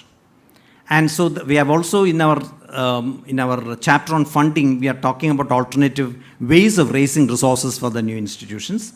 It's also important to identify and appoint distinguished institution leaders in leadership positions.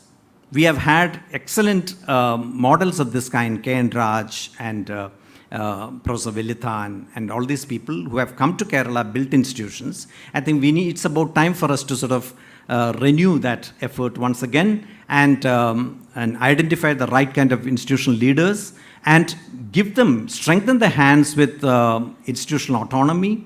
And we recommend that they should be allowed to work in an environment of relative non-interference and facilitation. We have recommended ways of recognizing research expertise in the system through various schemes, and that will include distinguished professors' positions. There is Janaki Ammal Chair in Science. And particularly, we feel that the women's participation in science and research should be given emphasis. Then there's a Kerala Research Professorship and Kerala Research Chairs and so on. And we have also thought of, we have suggested ways and means of mobilizing resources for this, not from the government sources alone, but from other sources as well.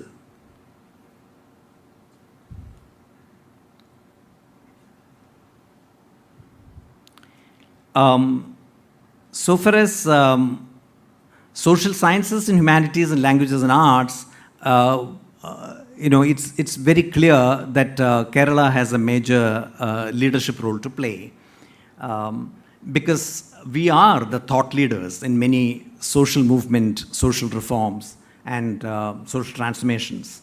And our recommendations are meant to strengthen and build on this advantage that Kerala already has. We have suggested creation of several institutions, including some transdisciplinary, in transdisciplinary areas, and which can mobilize people from the social sciences as well as the sciences to come together to address specific issues and problems that Kerala is facing. We have in our chapter on social science, humanities, languages, and arts, we have a special section on Malayalam and the other languages. And we feel that there is a need for a special fillip to be given to the raising of Malayalam into a language of research and language of thought, as well as also study of other indigenous languages of Kerala.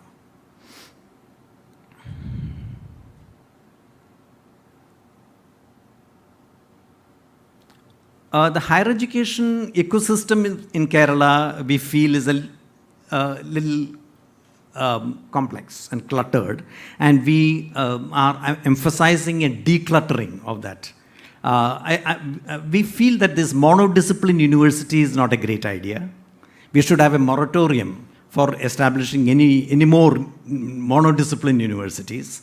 In fact, monodiscipline universities are unviable. A discipline can't stand on its own. It has to be supported by a whole ecosystem of other intellectual ecosystem in which other disciplines also coexist. So we feel that needs to be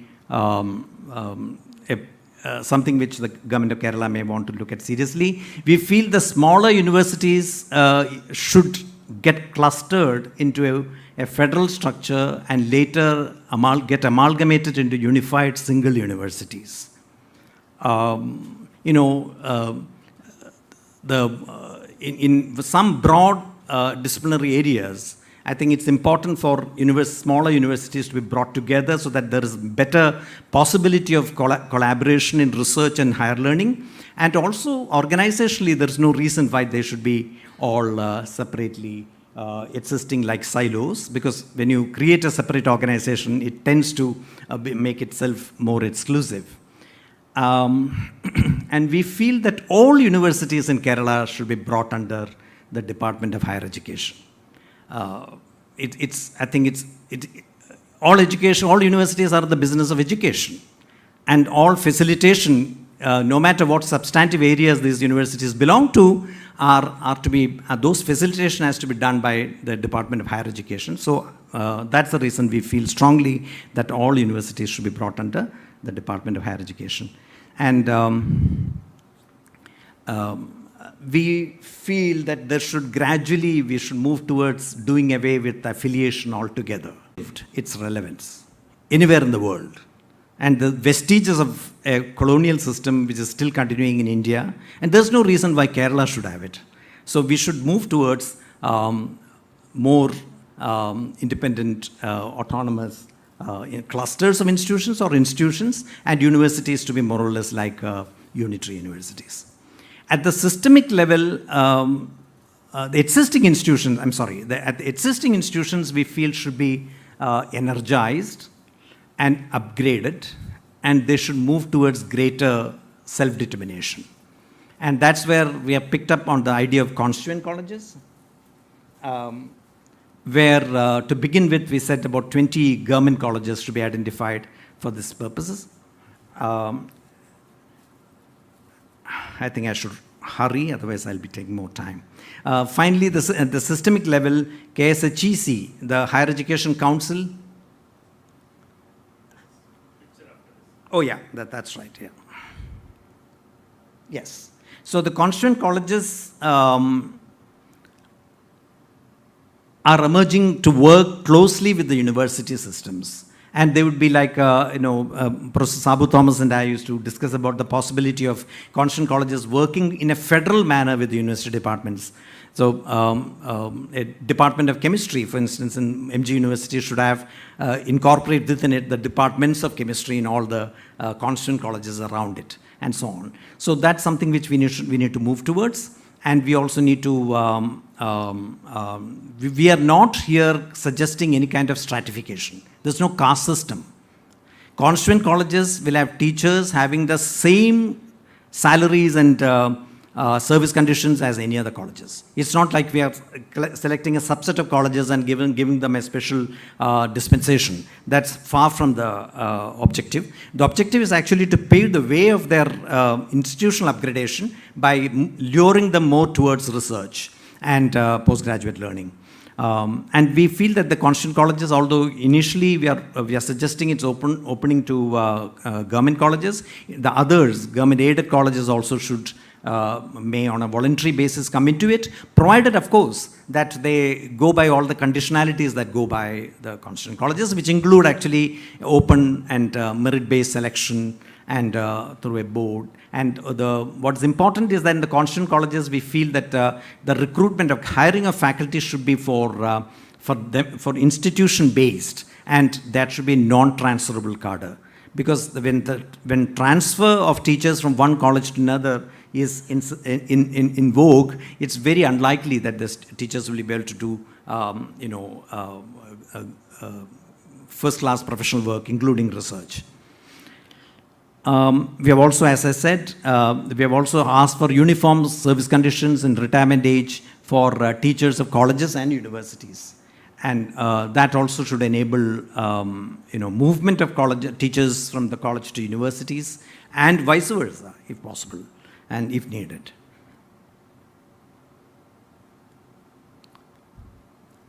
At the support system, at the systemic level, we realize that many new functions are now placed at the door of the Higher Education Council, State Higher Education Council.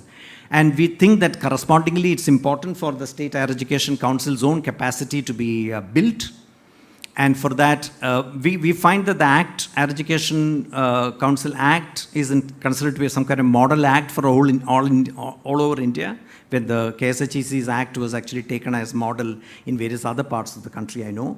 But at the same time, it's important for us to review it and statutorily strengthen the possibility of the Higher Education Council taking up these additional systemic facilitation functions.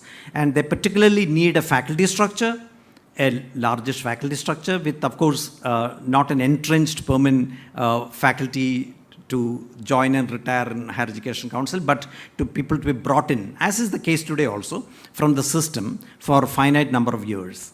And not only teachers, but also other kinds of professionals.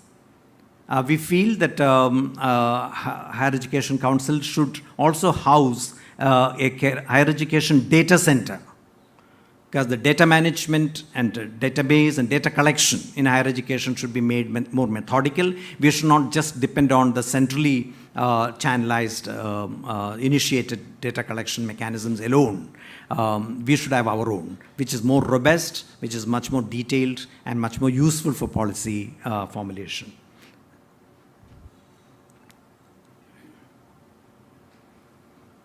Now comes the elephant in the room.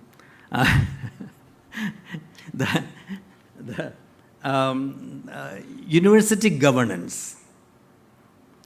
We basically wanted university to be an organic, vibrant body where academic freedom and autonomy is in every unit of it. And that is somehow to be reflected on, particularly in academic functions, where we feel that there's a whole axis of structure in the architecture of the academic governance of the university, to which I'll come in a minute. But the principles which we are following are these. At the root, at the cellular level, there should be academic freedom, there should be financial autonomy,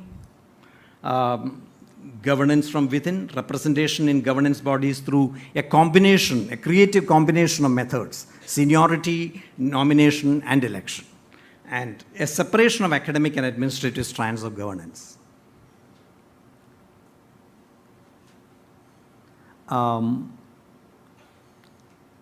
Here, I just wanted to say one thing that before I come to this, I just wanted to say that we visualize the Academic Council as a paramount academic authority body that deliberates proposals of academic programs and policies through its standing committees.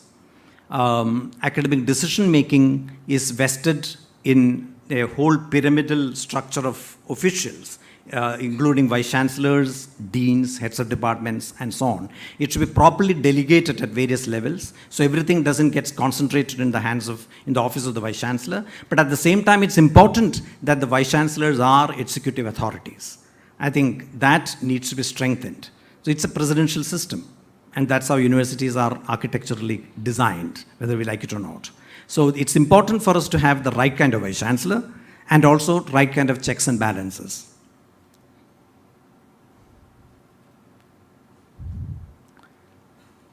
Oh, sorry. Now here,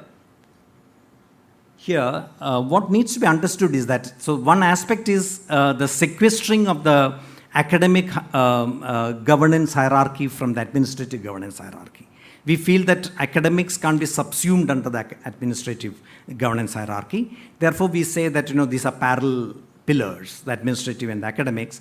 And there has to be, of course, all academic policies are eventually to be made sense of in the administrative bodies in terms of whether it fits into the larger policies, whether it is fitting into the budgetary provisions, and so on. And so the Vice Chancellor presides over both. And there are common members in both. So that's the one which actually ensures that there is a coordination between these two functions. And they all work through subcommittees, standing committees. And below in the academic hierarchy, there are the schools and the faculties and the deans, and all of them work in a participative manner with functional committees. So committee system should be a way of life in the university. Similarly, at the administrative side, again, there are standing committees of the syndicate, and there will be the deans and the registrars and everybody taking particular responsibility of one or the other aspects of the university's functioning, and they will all work through functional committees which are participative. So what we are visualizing is a participative governance which is decentralized, but at the same time there cannot be any paralysis in decision making. That paralysis should be avoided in terms of executive authorities being given the power and the wherewithal and the support with checks and balances to act. At the same time, we want the university system to be sequestered from the larger political environment. There is one problem which I think all of us know. The federal system in India has been interpreted in multiple ways, and there are different interpretations of how this would act up. So we don't want, that's a debate that should happen at the constitutional level between the two governance units, namely the center and the state. We don't want the universities to be coming in that. We want the universities to be kept away from that controversy. So we want the universities to be,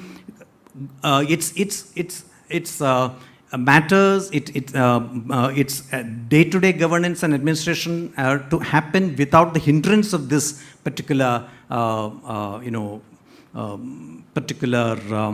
do you put it, the difference in interpretations that we have in the constitutional provisions of federalism.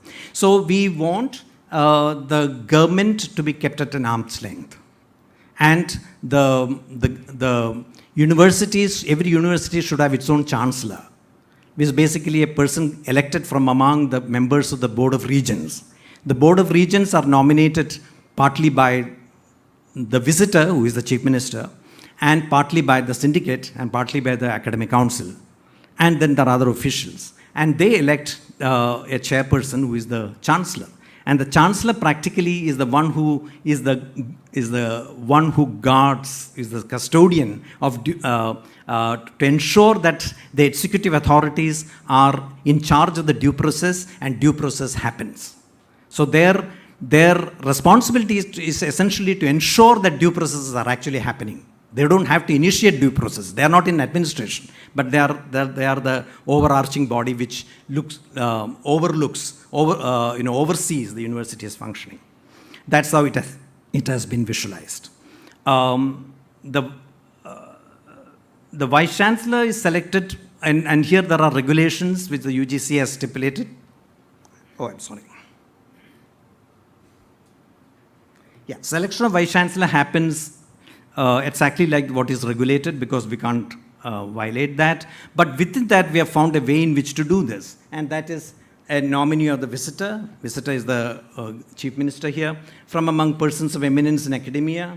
One nominee of the Board of Regents. The Board of Regents itself gives a nominee from among persons of eminence in academia, etc. One nominee of the chairman of the UGC University Grants Commission, as per the present statute. And they meet and select on the basis of unanimity. If unanimity is not possible, then consensus. If consensus is also not possible, then majority of each name in the panel of recommended candidates. So it's not that one name of a of a panel can be without the consensus of people concerned. And then from among the three, the chancellor, in consultation with the Board of Regents, select one. That's the way we have visualized it. And the appointment is for 5 years, and so on.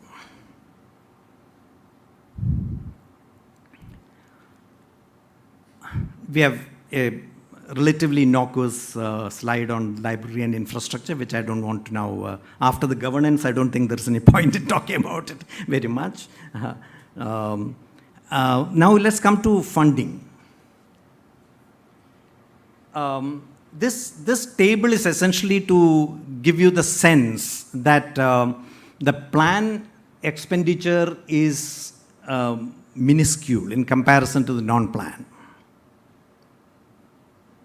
And that has been the trend. It is nothing very new about it. So the system is on a maintenance mode. That has to be broken. That's the whole idea.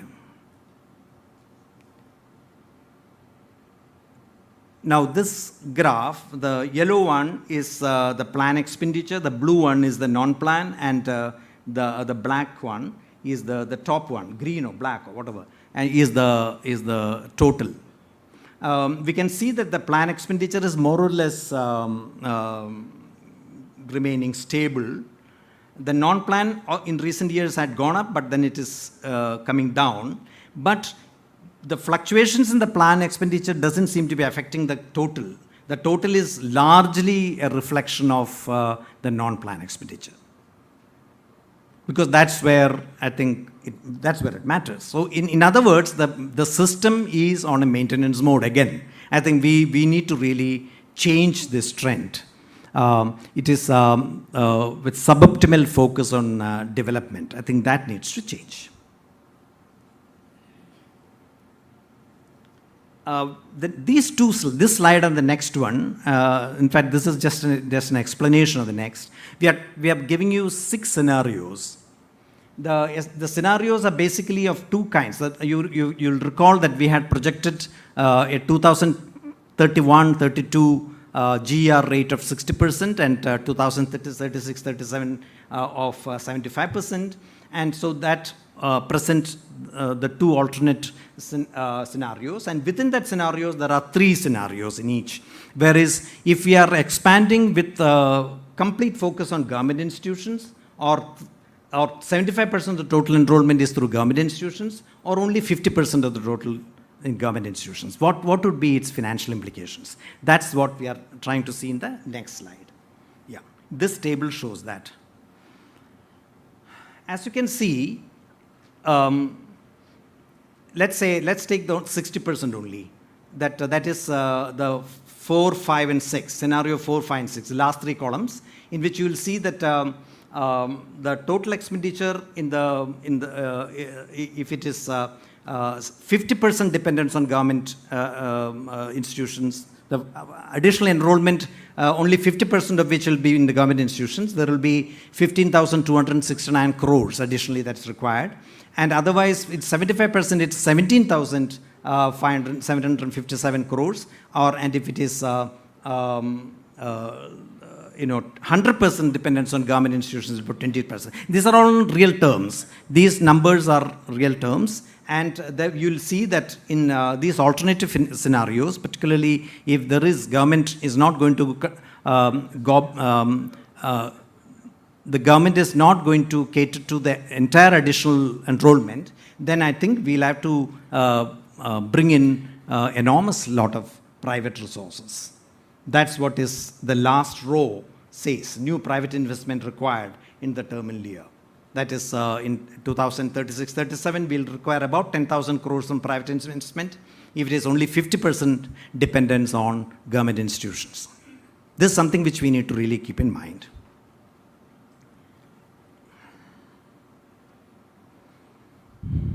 The takeaways from here are that there's a need for a major increase in public expenditure. There has to be an emphasis on plan as opposed to non-plan funding, and there has to be an emphasis on CapEx, capital expenditure, as opposed to operational cost.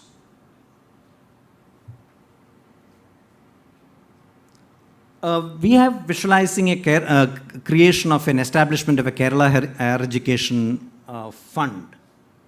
And this fund we visualize is about 5,000 crores, out of which we think that the government contribution should be in terms of a seed money and subsequently installments annually for a reasonable period of time to the tune of about 2,000 crores, which is about 40%. And the rest of it we feel should be mobilized from other sources. And we are suggesting a 1 to 2% cess dedicated for higher education from the sale of specific goods or services to replenish the fund. So that keeps replenishing the fund. And this has to be managed professionally. And we feel that it has to improve the quality of self-financing institutions under the government sector. The kind of purpose for which the higher education fund can be used are like setting up new colleges, especially in the underserved regions, increase of student intakes in all courses in colleges and universities as per the guidelines by the KSHEC, improve the quality of self-financing institutions under the government sector, and set up in a partnership of the SNGOU, Sri Narayana Guru Open University, and the Digital University of Kerala to increase digital resource and content. In fact, we have mentioned elsewhere as well in expansion that there is no expansion really possible without bringing in ODL elements into it, open and distance learning elements into it. That incorporation of the the distinction between the two modes are getting increasingly diffused, particularly with the advent of technologies in the traditional modes of higher education. So I think we need to really, Kerala should be the forerunner in establishing a system, a viable, efficient system of bringing in ODL and the conventional modes of higher education. So mobilizing private resources other than the government funding and private partnerships is an imperative. And here in the government institutions, we think that all government supported institutions should not have more than 50 to 60% dependence for their operational cost on government grants. And about 25 to 35% of the operational expenditure should eventually come from the student fees. And the rest of it, the gap has to be filled through other ways. Consultancies, other kinds of mobilization of resources, and so on. In other words, public institutions now will have to be governed in an entrepreneurial manner. There is no other go.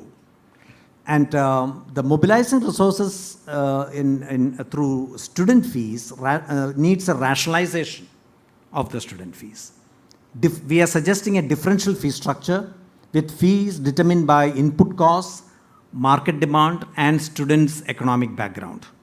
In a graded scale of tuition fee waivers, in such a manner that students coming from family backgrounds less than a certain amount of stipulated amount, we have suggested 6 lakhs per annum. In fact, they should not be charged any fee. And those of them who are from 6 to 10 lakhs should be in various grades of tuition fee, 20%, 80%, 60%, 40%, 20% tuition waiver. And those of them who are otherwise eligible for free education or reservation, like the social margins and so on, should be given, they should have complete tuition fee.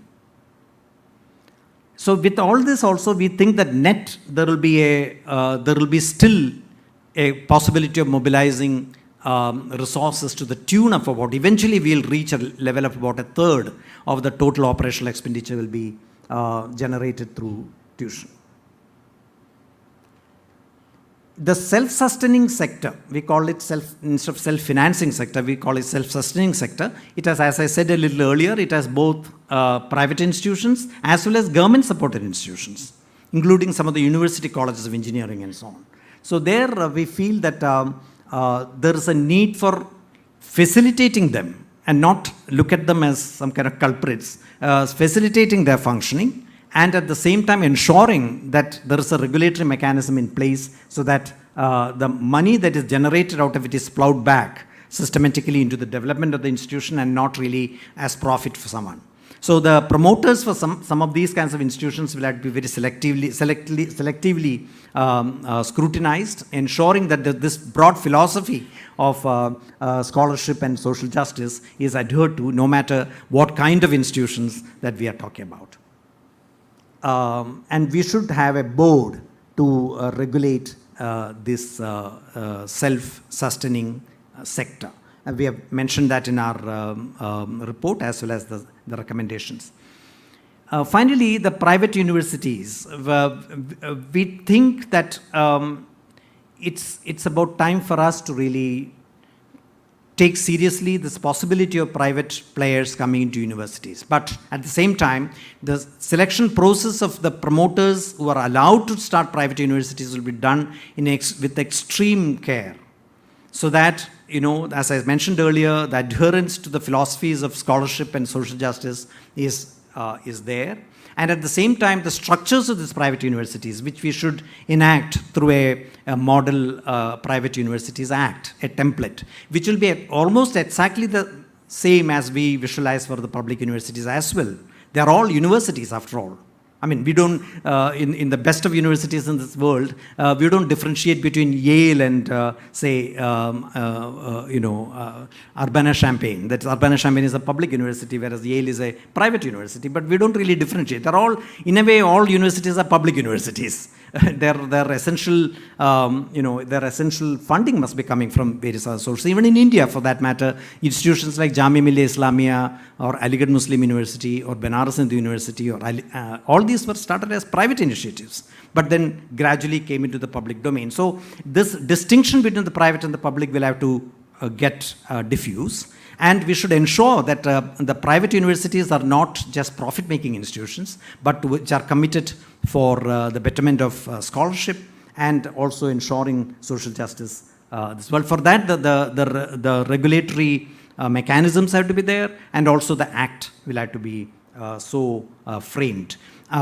In doing so, we have also mentioned in passing this particular statement that this whole idea of deemed to be university seems to be not a very it's in any case UGC has announced that that's going to be extinct. Deemed to be university will be a category which will be extinct. There won't be any deemed to be university.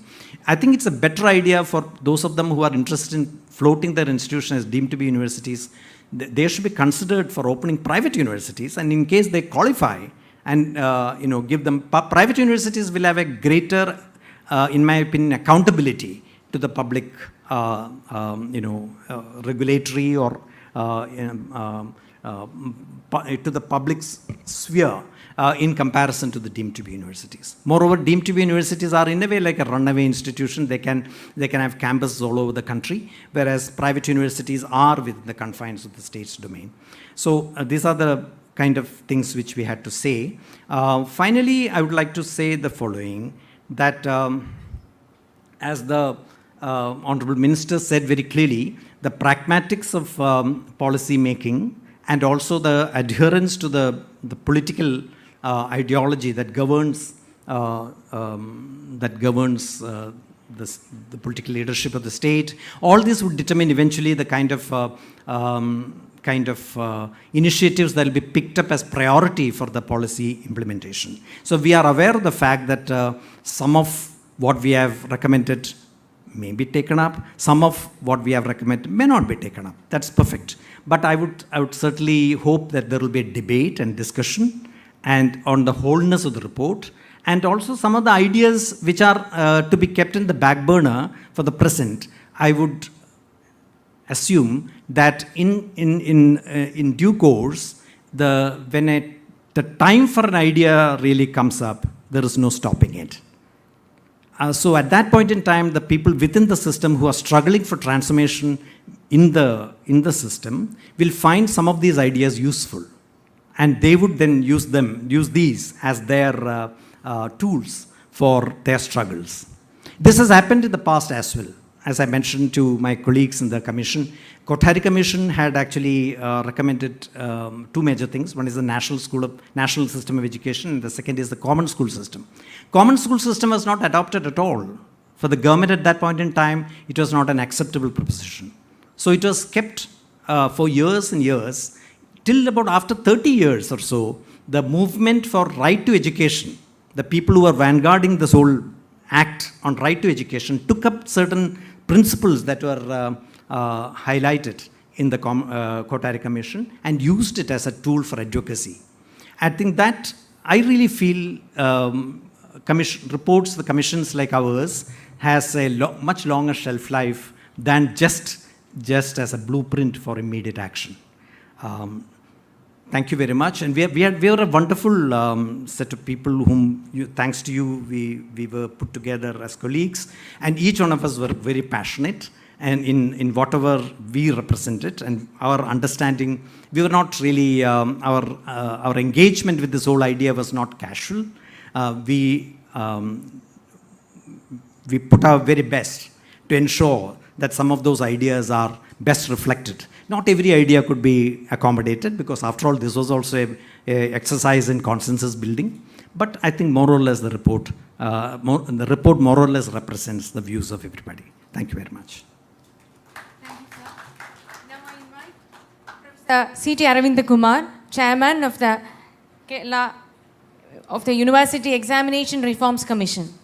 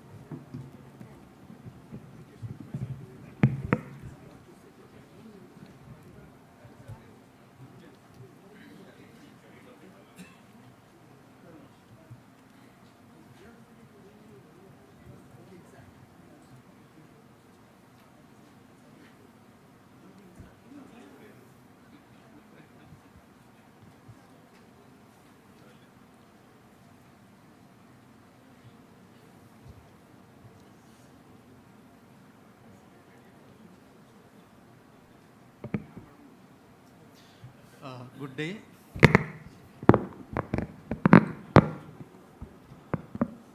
Esteemed Minister, Dr. Bindu, esteemed authorities of the university,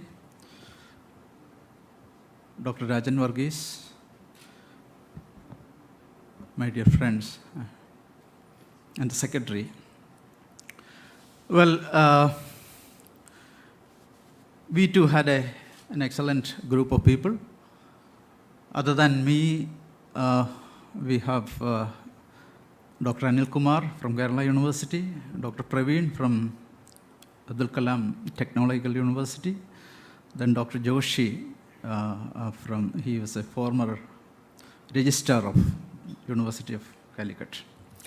Now we have analyzed data from all the major affiliating universities and 3 non-affiliating universities.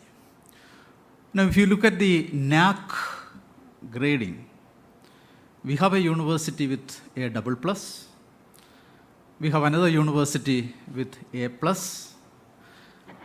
then we have 3 universities with A's, and they are desperately now aspiring for A++. Now again, in NIRF ranking, we have, this is already highlighted, we have 4 universities within 100 and 20 colleges within 100. So as such, I can boldly say that academic content and delivery of our universities are commendable. This is a fact, as our Honorable Minister highlighted. But coming to public perception, you can see none of the universities in Kerala crossed 30%. And mostly it is 20%, 21%, except KUSAT, Cochin University, twice backed 29% or so. Otherwise, it is all 21%, 21. And remember, this is almost 99%. This is due to examinations, result, and the certificate, etc., etc. So this is this is a fact. We have analyzed this with parents and students. Now we have received a lot of comments, a lot of emails from students and parents. There's an overburdened.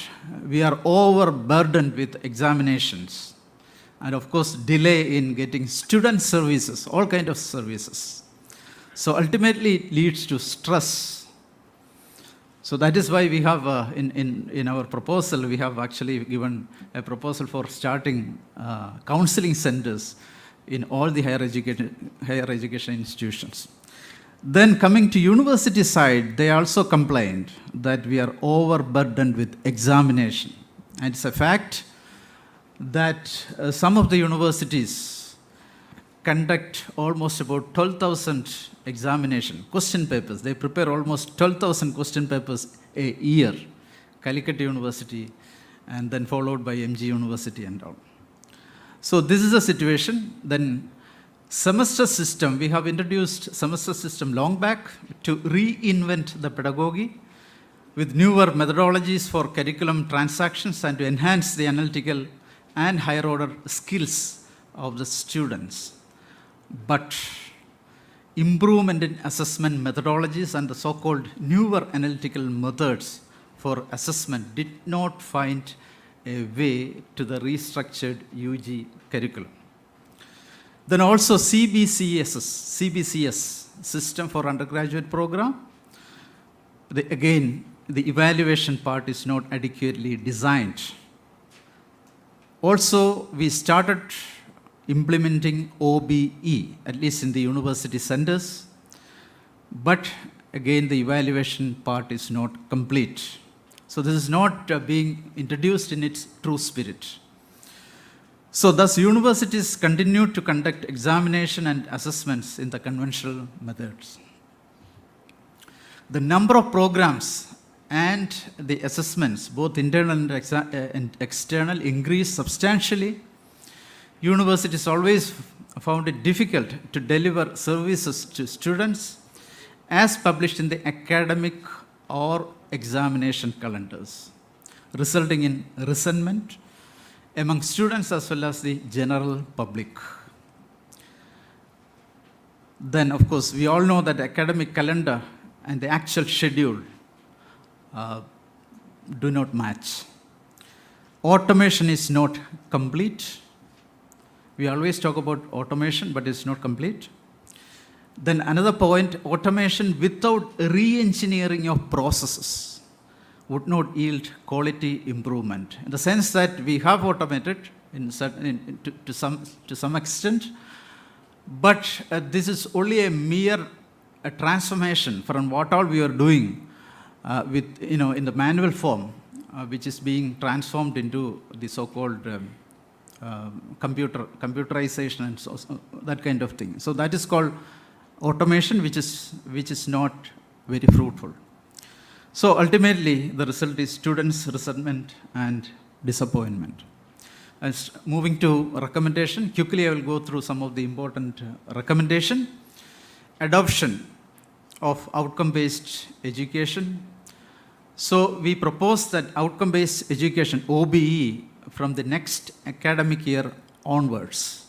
And we have written this last year, last academic year, thinking that we can do it in this academic year, but now we propose it is from 23-24, next academic year onwards.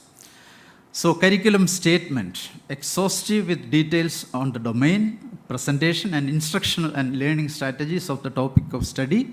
This is the job of universities. Curriculum, we have to develop curriculum. We don't have that. Strictly speaking, we don't have that. Now, and regulation shall be framed by the respective universities, and syllabus and assessment strategies are to be ideally developed by respective colleges, if not today, but at least tomorrow. Now, each university should establish a curriculum development center. This is very important. If you want to adopt this OBE, we have to start a curriculum development center to offer extensive training to teachers on OBE, from curriculum design to assessment. We have also designed a kind of framework for the implementation of OBE, and we expect that this would be completed within an year or so. If you want, we can complete within a year. So you can go through this. Then coming to the grading system, I think we should follow a uniform grading system in all the universities in Kerala, a 10-point grading system. That is ideal. UGC also suggests this. Admission process, it's of course centralized admission process for each university, which is being done. Then of course we suggest a common entrance examination to PG program. Not for UG program, but only PG program in affiliated colleges and universities. And this has to be conducted by each university. We are not proposing a single examination for all the universities. That will affect the students' choice. So it should be like each university should conduct a common entrance examination. Then eligibility for admission to a program. Well, we shouldn't be so much rigid in the eligibility criteria. So you have to provide, enough freedom. Like UGC also suggests that you have, the relevant, related program, etc., etc. So we have to follow that. Then unique ID. See, these are all very practical solutions. What we were asked to suggest practical solution. So that is why it's more of like a practical solution, which if you like it, you can implement. That's it. So unique ID for students. So every student admitted to our universities to be provided with a unique student ID, which is a lifelong ID. This is for betterment, mobility for the students, mobility, as well as host of other student-friendly initiatives. That means if the student moves to another university, they don't have to look at all the, their certificate, etc., etc. If you ask another university for this particular information, university can easily give it. Then student portal. We should have a student portal equipped with tools and services that would enable the student to plan and prepare for curricular, non-curricular, and extracurricular activities during the period of studies. Then coming to ensuring completion of study after semester break. This is very important. UGC suggests only N+3 years. N means the duration of the study. For example, if you have a UG program with 3 years, then it should be 3+3 maximum. So that 6 years they have to complete. They should complete. So we also suggest the same way, like maximum allowed period of completion of a program shall be N+2+1. No mercy chance. If the students wants to complete after that, probably he or she can come to the new system, and BOS, Board of Studies, can suggest, because they can transfer the credit. Okay, BOS can advise on the credit details, how many credits this particular student attained, etc., and how many more he has to attain, etc. So then again, academic credit transfer, universities should design a proper, methodology for credit transfer. This is very urgent. Then evaluation protocols. OBE-based evaluation protocols suggest that the teacher who teach should assess a student. That is internationally accepted. That we also propose that. But you cannot immediately implement this. So you need to have some kind of confidence on teachers as well as students. So we propose a gradual shift from the present system to the complete OBE system. So initially, we propose enhancement in the weightage of internal examination to about 40%, minimum 40%. So this has been the practice in university centers already, 50%. And some of the programs like MBA, it's already 50%. So for PG and UG, we have to enhance this to minimum 40%. Then internal examination through a summative and formative assessment. This is again in the beginning, this is only a suggestion now, probably you can change. 50% written examination including MCQ for higher order thinking skills. Then another 50% you can divide into 3 components. One is exclusively a department can decide, department of the college. Then B and C, initially Board of Studies can suggest, and later, of course, department can take over. Then classroom attendance shall not be an assessment criteria. We have to remove that immediately. Then the result of the internal assessment shall be published at least 2 weeks before the commencement of the end semester examination. Documents relating to internal assessment shall be kept in the college itself for at least 6 months. So a mechanism for reviewing the internal assessment methodologies employed by the colleges, and we have to frame that kind of a methodology, maybe about 10 to 20% university can cross-check, but this is not for punitive action, but act as a reconciliation. It is kind of an advice that you can give. Then, there are a lot of concern on this enhancement of internal weightage. So we propose here a 3-tier grievance redress mechanism for solving any grievances related to this internal assessment. Tier 1, a department level. Tier 2, a college level. And of course, Tier 3, a university level. So altogether we propose 30 days. That means 10 days for each tiers. Okay, normally you can solve it in the first one, if not second or the third one. Valuation of certain specified and semester examination conducted by the university shall be done at the colleges. So we have the suggestion, if it is a 1 year, 2 semester program, none university should do it. Then 2-year program like master's program, semester 1 and semester 3 in colleges. 3-year program, semester 1 and semester 2. Then 4 years and above like engineering, semester 1, semester 2. Then semester 5 and semester 6. And remember, this is only an evaluation process. And the questions will be set by universities.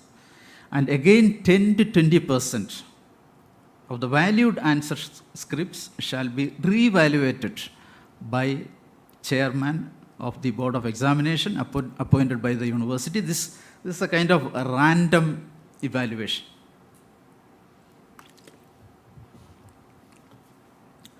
Then again, universities to regularly monitor the external and internal examination conducted at colleges. And there should be again a mechanism for checking the variance.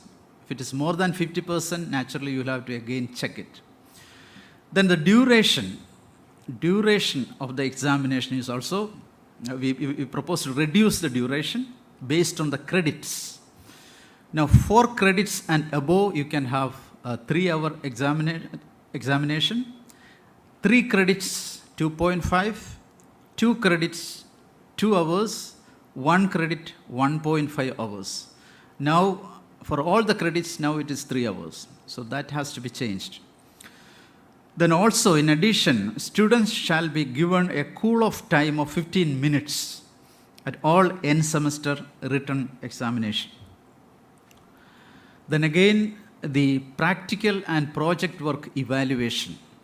There shouldn't be any kind of formal examination for practical course and project work. So again, we have suggested some methodology like 40% weightage can be awarded through continuous evaluation mode. Then 60% out of this 20% can be given for proper record or that kind of documentation. Then also we can have a performance at the Viva OC examination, 40% by an external examiner. This should be arranged by affiliated colleges. So similarly for project course, then we don't have to insist minimum mark, minimum pass for any internal examination for obvious reasons. A minimum for pass in the end semester examination as well as for aggregate pass can be introduced. Then we have suggested save a year examination. So candidates who have cleared all previous semester examinations but fail in not more than 2 courses in either or both of the last 2 semesters, then university can conduct an examination, special examination within 3 months. And then you can go for the evaluation. Then of course, naturally, you have to follow the examination calendar. We normally talk about it, but nothing happened so far. Registration of students. This is very, very important. The certificates and data verification, it should be completed within 30 days, but it should be the responsibility of respective colleges to check all the documents. Now the universities are doing the job. It should be the responsibility of colleges and institutions concerned to really check the authenticity of the credentials submitted by the students. A copy can be sent to the university. Then TC, transfer certificate, need not be insisted upon for admission. Then digital transmission of question papers. This is an ideal situation. This is being practiced by a couple of universities, affiliating universities. So digital transmission shall employ industry-level security standards and protocols based on the prevailing IT Act. Then, of course, coming to reducing malpractices at examination, and we received a lot of complaints on this from parents and also complaints from teachers. So in case of that, means the students should be allowed to continue their examination even if you find malpractices by giving a new answer sheet. Then of course you can have all kind of investigations, and if there is some malpractice, definitely university can take action. But the student should be allowed to continue the examination at that point of time. The student shouldn't be they shouldn't go out of the hall, and that will create some kind of harassment. That is what there are incidences that the students felt it so cruel kind of thing that we want to avoid. So we need to have counseling centers in all the higher education institutions. This is also prescribed by UGC.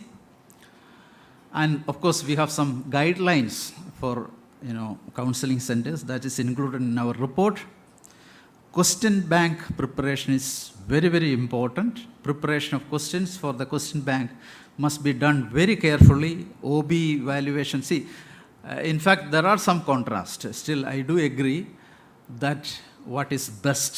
Some people say that the question bank system is not that ideal when you have OB implementation. That is one issue. But still, I feel in the beginning we can have a kind of a very perfect or nearly perfect question bank if you really follow the Bloom's taxonomy and all that.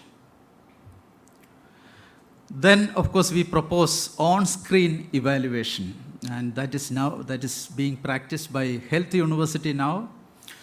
This is for speedy declaration of result. Implementing on-screen evaluation requires digitalizing the answer scripts and forwarding the digital answer scripts to the examiners. There are traditional methods like scanning by university. There is a large machinery for this. We also propose, you can check whether this scanning can be done by students themselves. we have also suggested some recommendations. Then barcodes and QR codes may be implemented instead of this false numbering and all. Moderation. The moderation of marks that we follow now is not scientific. So all universities should formulate a moderation policy which is implemented across all programs. So moderation mechanism should address the difference in individual judgment of evaluators, and that should be given to all the students. Grace mark, again, we have received a lot of complaints on this, and some section of people wanted to remove this, but finally we thought of course it should be there. Double benefit. Of course, the suggestion is we propose double benefit of grace mark currently available to students shall be avoided. So benefit of grace mark shall be limited to the exam only, not for any admission. Then of course, declaration of result in 30 days. Under no circumstances we can delay the result. So we have to declare it within 30 days. We have given some mechanism how to do this. Then audit of examination process and data analysis. So whatever we implement today or tomorrow, we have to have kind of an audit. That can be done within every 2 years. Then followed by DigiLocker academic depository. All universities shall make available digitally authenticated. Some universities are now trying to do this. Then e-services for students. All the services should be made kind of e-services. Revaluation. Again, this is a very difficult terminology because most of the university take blame for this revaluation. So we have received data, we have analyzed the data, we can see that some of the revaluation process go up to 1.5 years in some cases. So again we propose on-screen evaluation. So students shall be provided with a scanned digital copy of the answer script. So again, the WGP in case of direct grade answer papers, grading system, if it exceeds 20%, then we can have the third examiner and you can take the average of best 2. And again, the result should be published within 30 days. So to do all this, of course, equipping colleges, the affiliated colleges must be equipped with all the infrastructure facilities for conducting examination, uploading various data, valuation of internal and end semester examination and other related job, including efficient internet facilities. Then the most important thing is universities shall establish a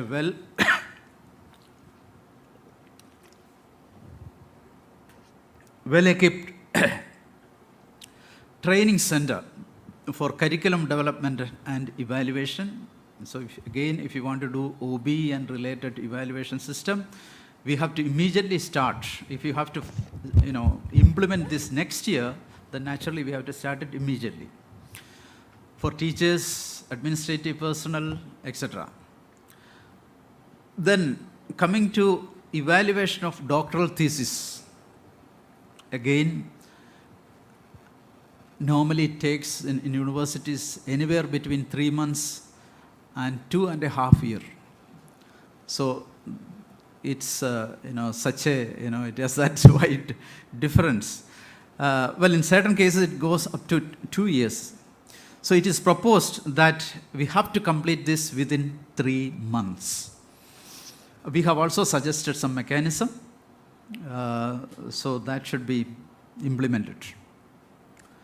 Then coming to statutory departments and centers, non-affiliating universities, most of the universities have already implemented OBE, but evaluation process must be strengthened. That is again not completed.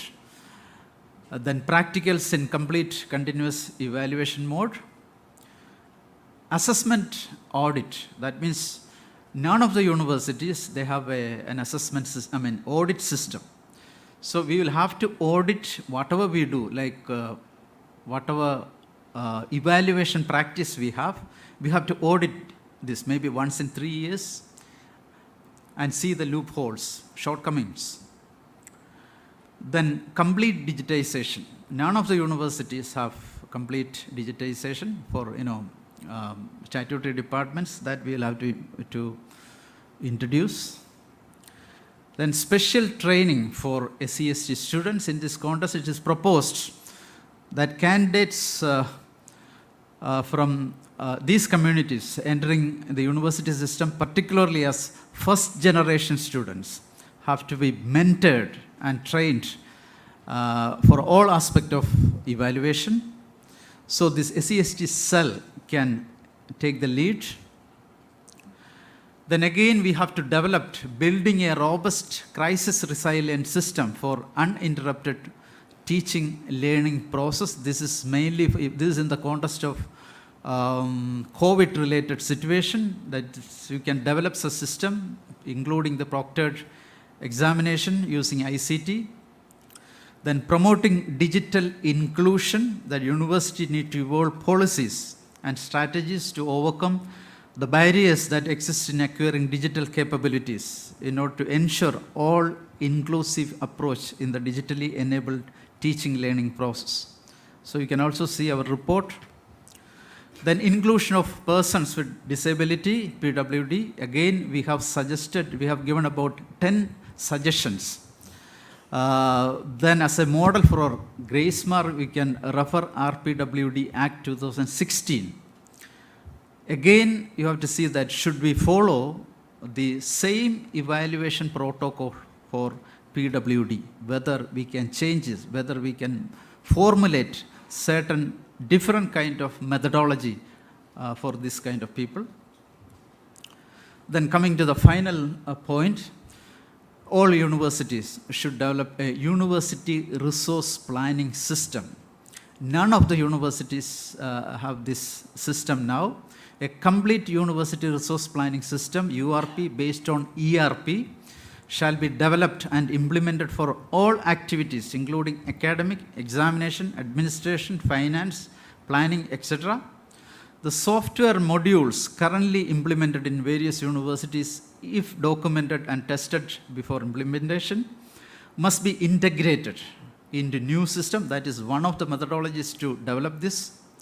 A complete re-engineering of processes and protocols need to be done before URP development. So you have to be very careful in this, and we have suggested a strategy for developing the proposed URP system. We should have an e-governance team in our university, a strong team, and there should be a technical committee to oversee this. And also we have requested government to support this with software development agency or providing manpower. Also, we have requested the government to strengthen the university e-governance team with at least 5 permanent regular position in all the universities and supported by the developers on contract basis. So again, we have given a full account of this. And finally, there are 3 annexes in the report. One is outcome-based education, a brief implementation plan. It takes about 1 year or so. Then university resource planning, URP system, how to do it, how to implement this. Then finally, a recommended time flow of major events in examination. And this is designed for declaring the result within 30 days. Any kind of examination you can declare in 30 days. These are the major suggestions. Thank you very much. Thank you, sir. Now I invite Advocate Sri P.C. Shashidharan on behalf of University Law Reforms Commission.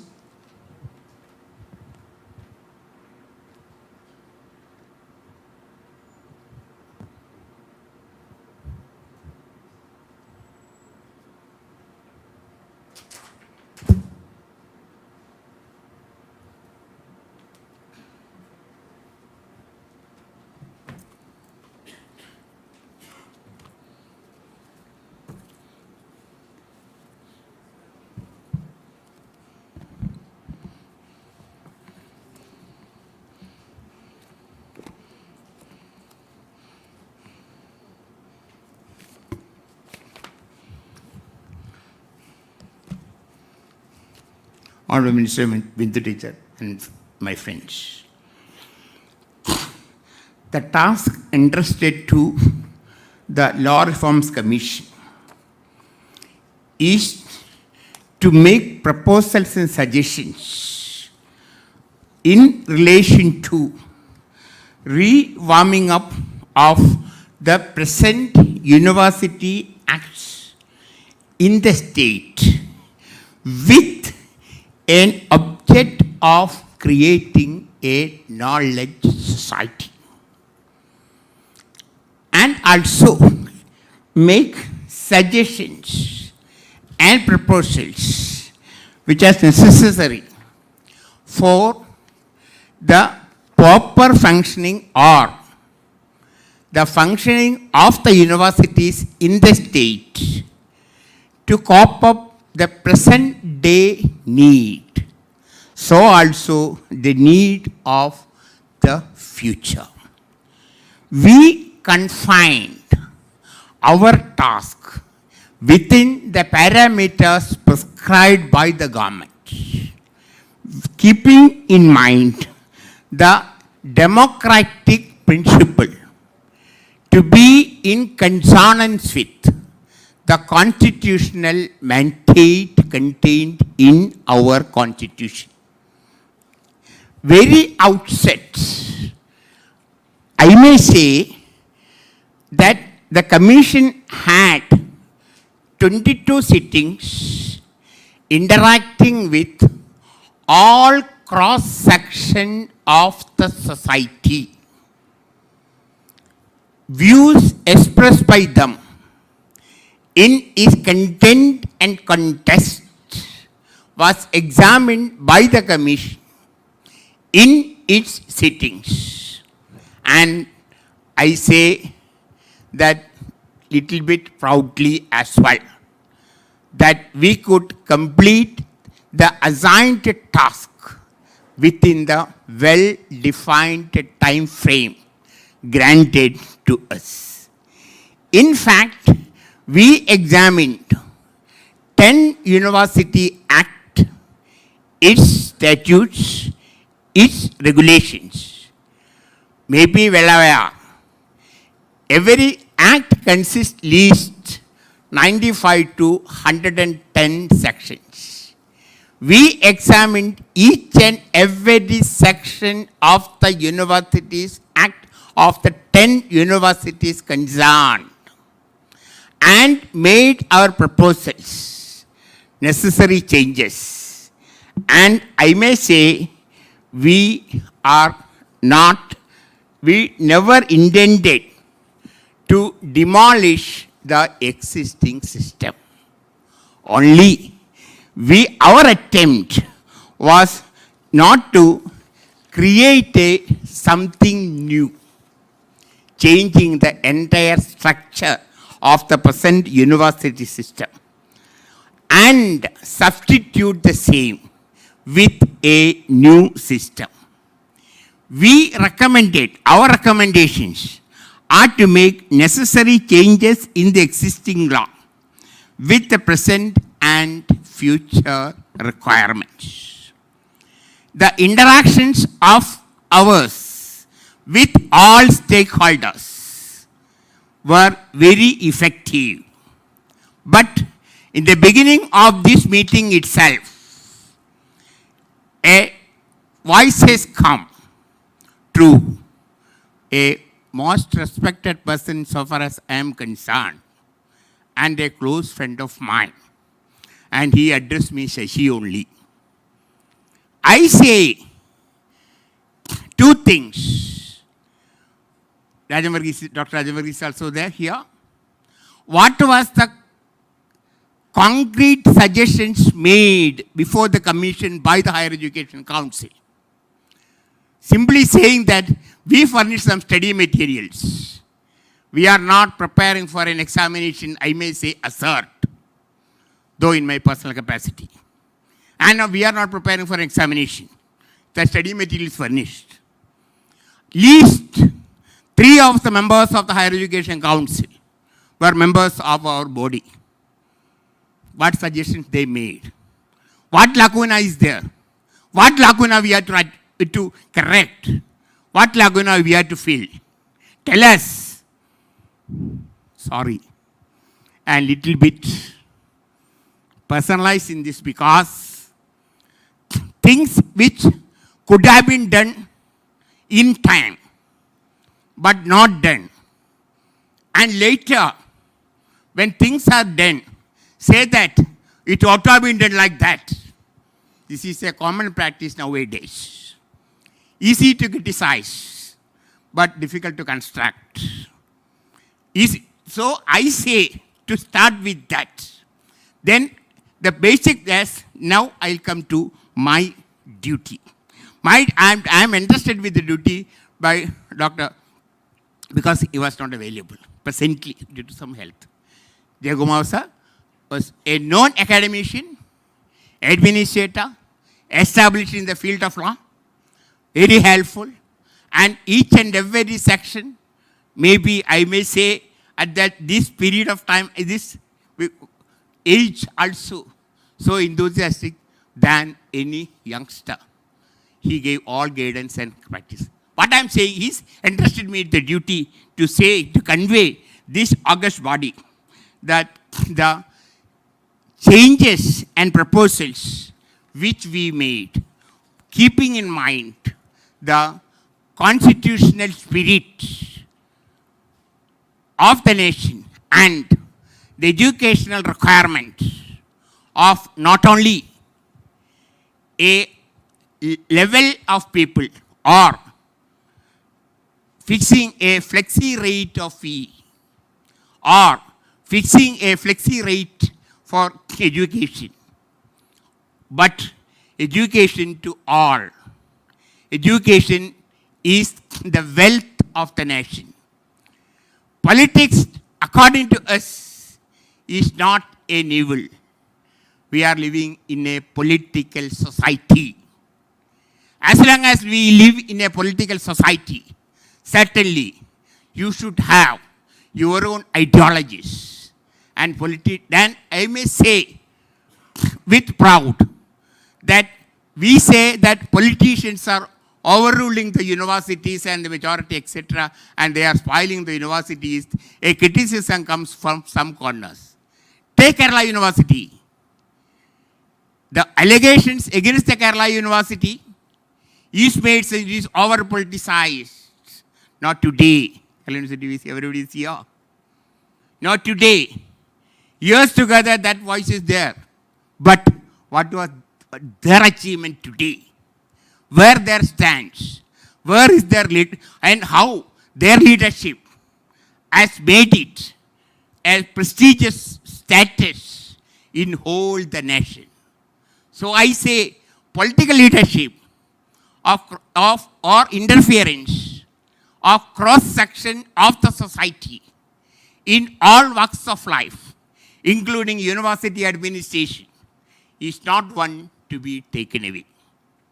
University administration and also that the role of the government democratically elected in the higher education is also not one to be ignored or lightly taken. A democratically elected government, true, democratic election always comes to politics. And they had no role to say. It will be entrusted to some monarchs or dictatorial leadership is not one which the principle which the commission has kept in mind.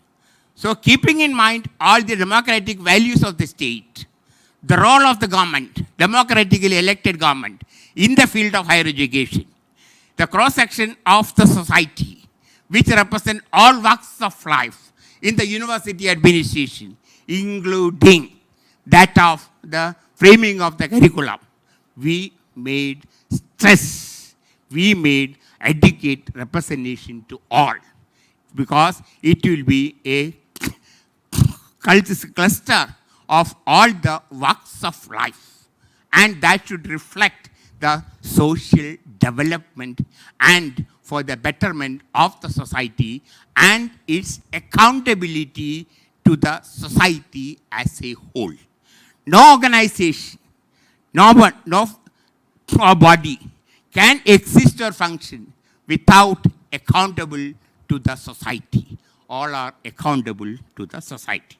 Now I come to say that the concept of knowledge society, that is one of the objects or purpose for which we are tasked or we are interested.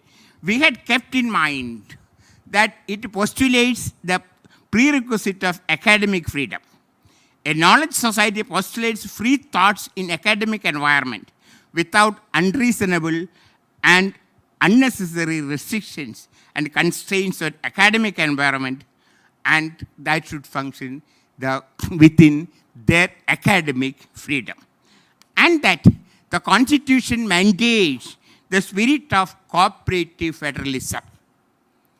We cannot keep the university away from the nationalist federalist spirit or the structure, and no organ can function independent of the Constitution, and all are part of the one and only one federal system. We universities also fell into the system which the nation adopts and so on. Then the commission made all endeavor to provide academic freedom, administrative governance, structural governance, so and so, teaching and learning, research, extension, and etc.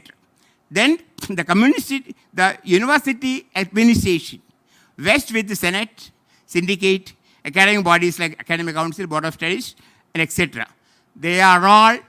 These bodies should have a representative representation of all stakeholders. I stress the word stakeholders. Stakeholders are not confined to the professors in the university, they are also stakeholders, true. Students of the university, true, they are also stakeholders. Parents are stakeholders. The society at large is stakeholders. The government is a stakeholder.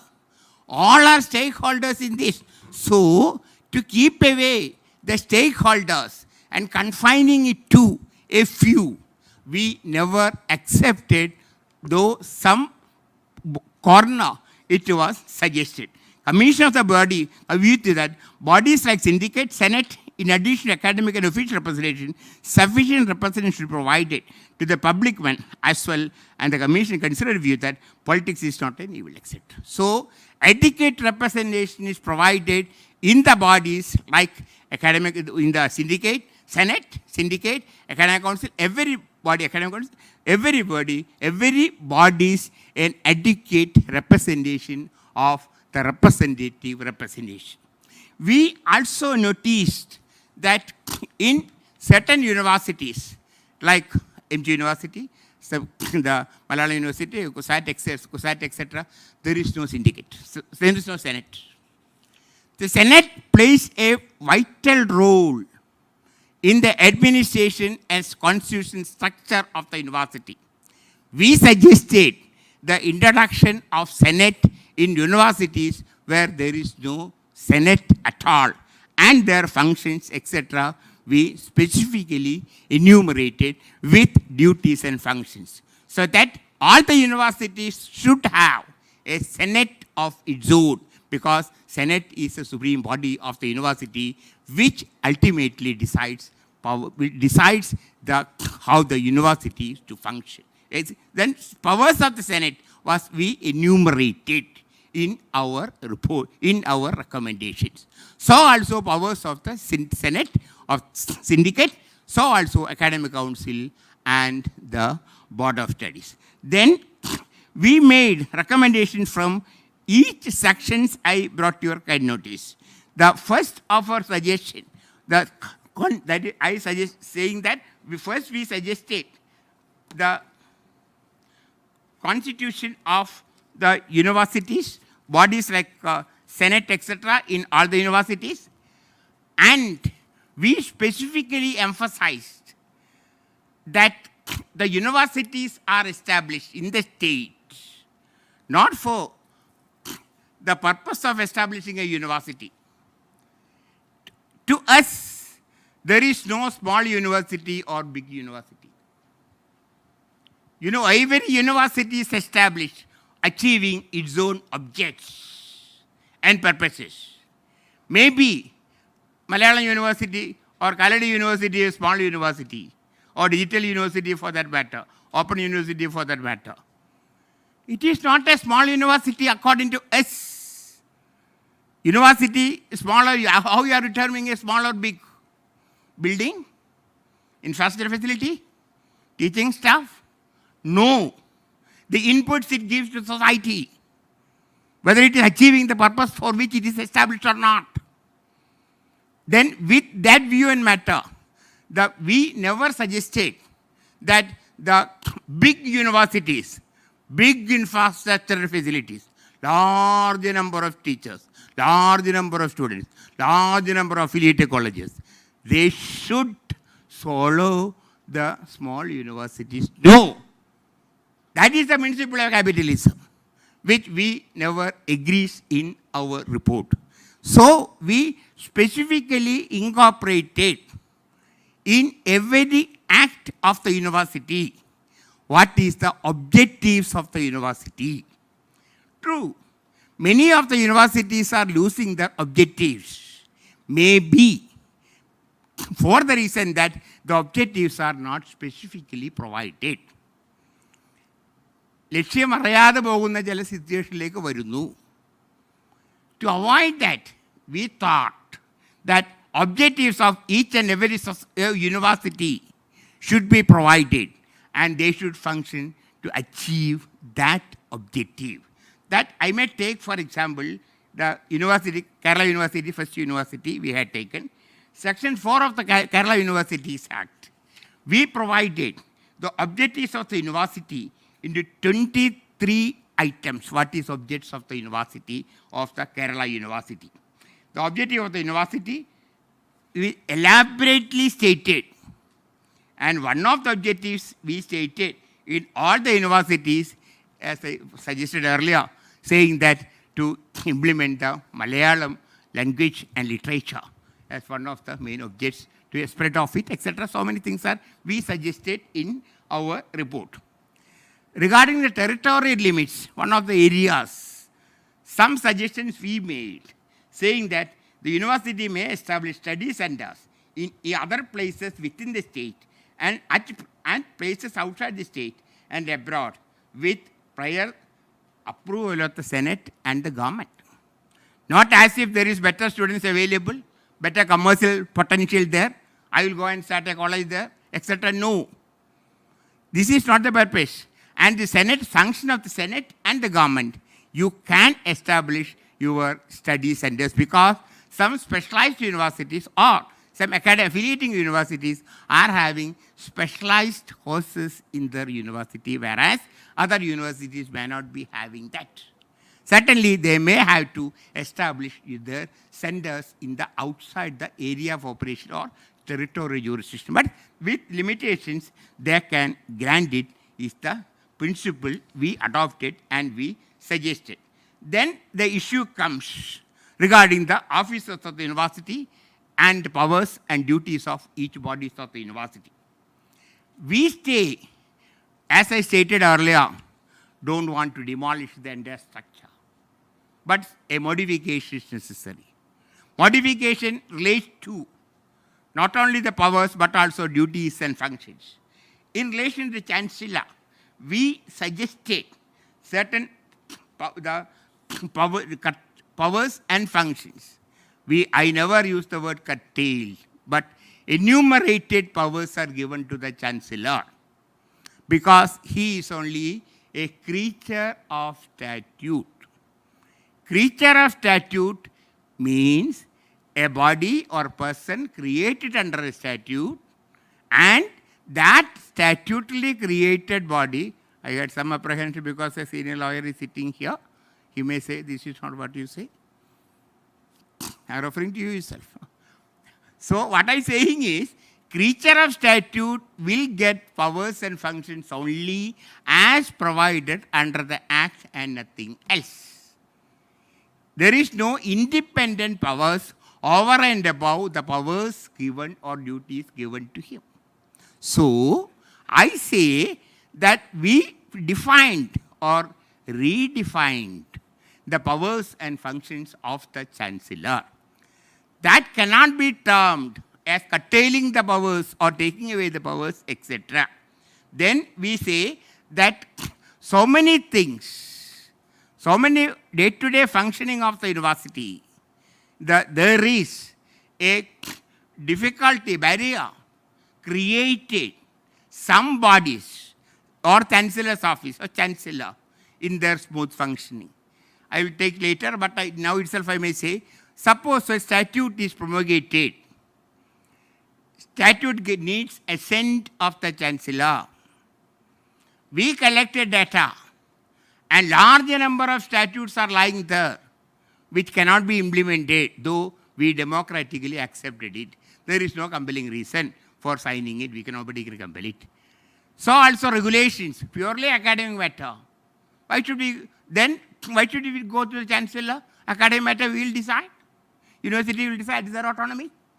We suggested that when a statute is forwarded to the Chancellor, not granting assent for 30 days, it should be deemed to have been assented. A deeming provision is incorporated. So automatically it gets a statutory value. And if he wants to makes modification, he can return the same for ratification of the suggestions made by him. Remember, the statutes are made by the supreme body of the University Senate based on the recommendation made by the Academic Council, a Board of Studies or Syndicate. Then one man is sitting in appeal. Then we say, if the recommendations are made to return, then we will reconsider it. Then subsequent assent is, forwarding for assent is not necessary. They can notify it as it is. Regarding the regulation, we say it is for the Academic Council to decide it, provided, placed before the Senate, and Senate approves the same, it will become the law of the university. These suggestions we made for the smooth functioning of the university and to protect and preserve the autonomy of the university in its entirety. Concentration of powers in one individual is not will not serve the purpose of autonomy of the university. Autonomy of the university vests with the person who was entrusted to administer the affairs of the society, who are none else but person who are were concerned about the education or basically higher education of the state, and with keeping in mind the social relevance and social impact and social commitment to the same. Then we say, then Pro-Chancellor. Pro-Chancellor nowadays, what they say, in the absence of Chancellor, Pro-Chancellor can act. What do you mean by absence? Not being sick for 1 or 2 days, no. He'll be never absent. If he away leave for 2 weeks, then we may give charge to somebody else. It is not like that. Then we say, Pro-Chancellor is the education minister of the state, or all the universities are concerned. He has got a say in the affairs of higher education. Provost Chancellor is not a stranger to the higher education academic system. We said that in the absence of Chancellor, Provost Chancellor exercise so and so.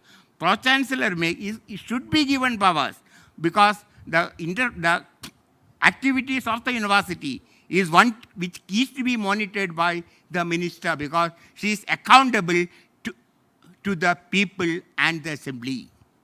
People at large, stakeholders, accountability is there. We have to be made accountable. Then we say the Pro-Chancellor may call any information related to the academic and administrative affairs of the university, and such requisites shall be complied with the university.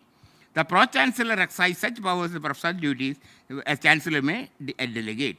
Pro-Chancellor has the right to bring any matter which he considers important or matter involving policy of the government to the attention of the Chancellor or any authority or office of the university and seek appropriate action. Certainly, government's role in higher education is not minimum or nil. government has got a vital role to play in the field of higher education, because we know the primary education, entire thing is controlled by the government. I say up to higher secondary education, entire thing is controlled by the government itself. Nobody questions that. When it comes to higher education, you say it is totally autonomous. Okay, universities are autonomous. Autonomy in academic matters, not in administrative matters. And they say, government, keep away. Chancellor, I am the all-powerful. No, sorry. This needs, because the 1973, when the University Act, Kerala University came, that was not the situation. But present scenario has changed. So we say that Pro-Chancellor plays an important role in the matter. Then we say Vice-Chancellor. How Vice-Chancellor is to be selected?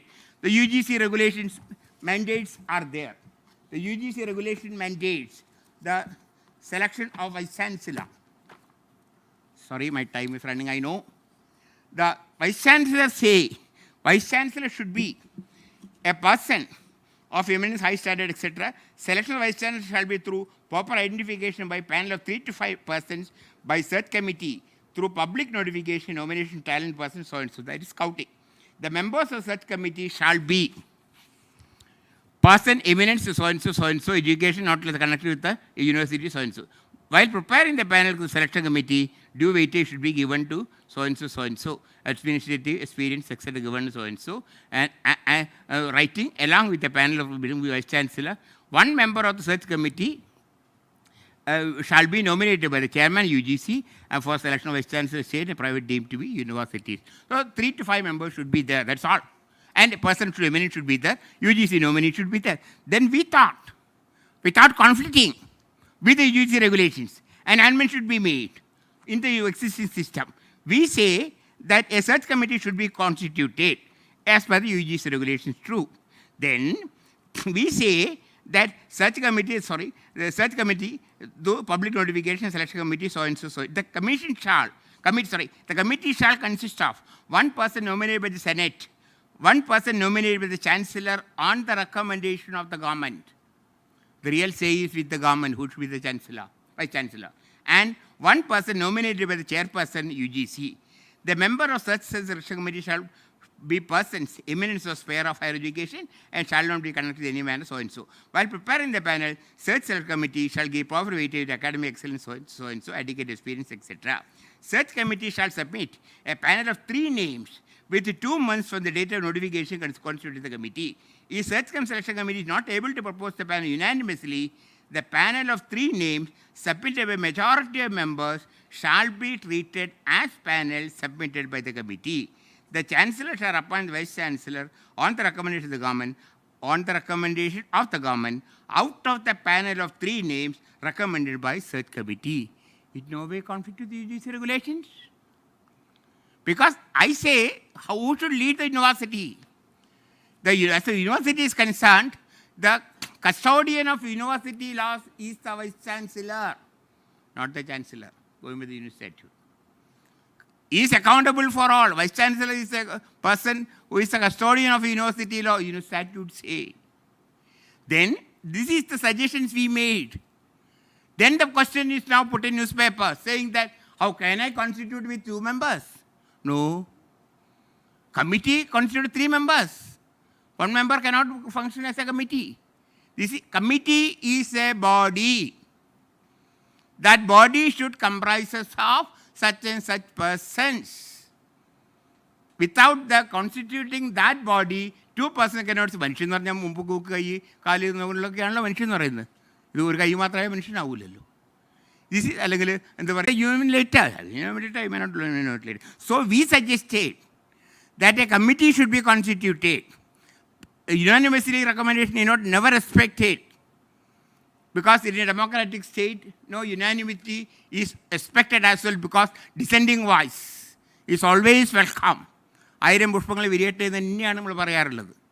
Dissenting voice should be there. But the final say in the matter, now we say, going by, and so and so, Chancellor shall appoint on the recommendation of the government out of the panel of 3 members recommended by search committee. It no way conflict with the UGC regulations in any way. Remember, the field of education is in the concurrent field. Certainly we are entitled to make law. True, it shall not be in conflict with the UGC Act and regulations. If it is, regulations also cannot override the so. Then we say Vice Chancellor, powers of the, I'm skipping so many areas. Then we say powers of the Vice Chancellor, recurring issue with every university is point brought to our notice. Then we say that Vice Chancellors are acting as monarchs or dictator. This is the complaint which received from large number of universities. We said, no, that is not correct. In sense, emergency arises, he can act. Emergency is not a routine affair. We suggested that if there is a reasonable ground for the Vice Chancellor to believe that there is an emergency which requires immediate action to be taken, he shall take such action as he thinks necessary and shall, as soon as possible, report in writing the grounds for the emergency and action taken by him to such authority, body or personal authority, so in the ordinary course, would have been dealt with the matter for decision and next meeting, and shall report the next session of the authority so and so, so and so. And the event of difference arising between the Vice Chancellor authority, the issue of exercising such emergency, the matter shall be referred to the University Tribunal for reference. Because an emergency arises, you can take action. But emergency should be a real emergency and reason should be recorded. And matter should be placed because you cannot assume the powers of the body. Individuals cannot assume the role of the bodies because body is a representative body of representation is there. You can have the powers. Certainly everybody is having the powers. But you should report the matter. And if there is a difference of opinion, certainly there should be adjudicating authority. That adjudicating authority, as per the MG University Act, now is the Chancellor. We thought it is go to a better body and a University Tribunal. University Tribunal, I may say, we proposed consists of a judge, Supreme Court retired Supreme Judge, a retired High Court judge, a lawyer of eminence, and a person who was the Vice Chancellor of the universities or eligible to be appointed as the Vice Chancellor. This is a superior academic body, academic and administrative body, a judicial body as well, which can decide the disputes. Not a question of any person.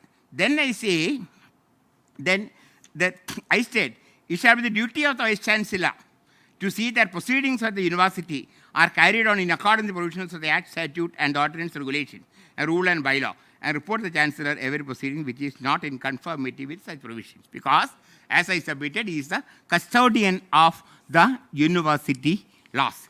Then we made suggestions. We travelled all areas and we created the existing bodies of the number of the members in the Senate, syndicate, and academic bodies.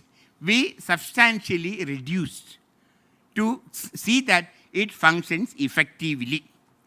So also in the matter of convening of the Senate meetings of the universities. Senate meetings now is a replica of the assembly proceedings. But basically, there is no opposition or ruling party in the Senate. There is no question of moving an adjournment motion or anything of that sort, because all informations are now digitally available to all. So where decisions are, everything is available. Then question hours should be reduced. One thing, effective discussion should be made. And we made sufficient safeguard in the meeting of the Senate and syndicate. Then we sought that regarding the academic matters, certain independent bodies are necessary to achieve the objects. We suggest a research council to be constituted with Dean of Faculties nominated by the Vice Chancellor, 3 teachers of the syndicate nominated by the Vice Chancellor, 3 external experts nominated by the Vice Chancellor, 1 research scholar who shall be nominee of the Vice Chancellor. Then we suggested Dean of other than faculty of deans. In order to enhance academic involvement in an important aspect of university administration, the following deans shall be appointed with specific duties, responsibilities, and necessary administrative support. It is not a superior body of Senate, syndicate, or any body. But it is to give an administrative support, we had it. Dean shall be appointed by chancellor, etc. Duties, responsibility provided in the statute we specifically provided. Then we suggested the constitution of council of deans other than dean of faculty with teachers, etc., or elected members, etc., elected members. And we suggested the constitution of the students' council and the university and students, and we incorporated a provision for students' right. No student entering into the university campus or college gate surrenders his fundamental rights. The university should be, or university or colleges should be centers where different ideologies are exchanged. It develops, it matures, and it practices.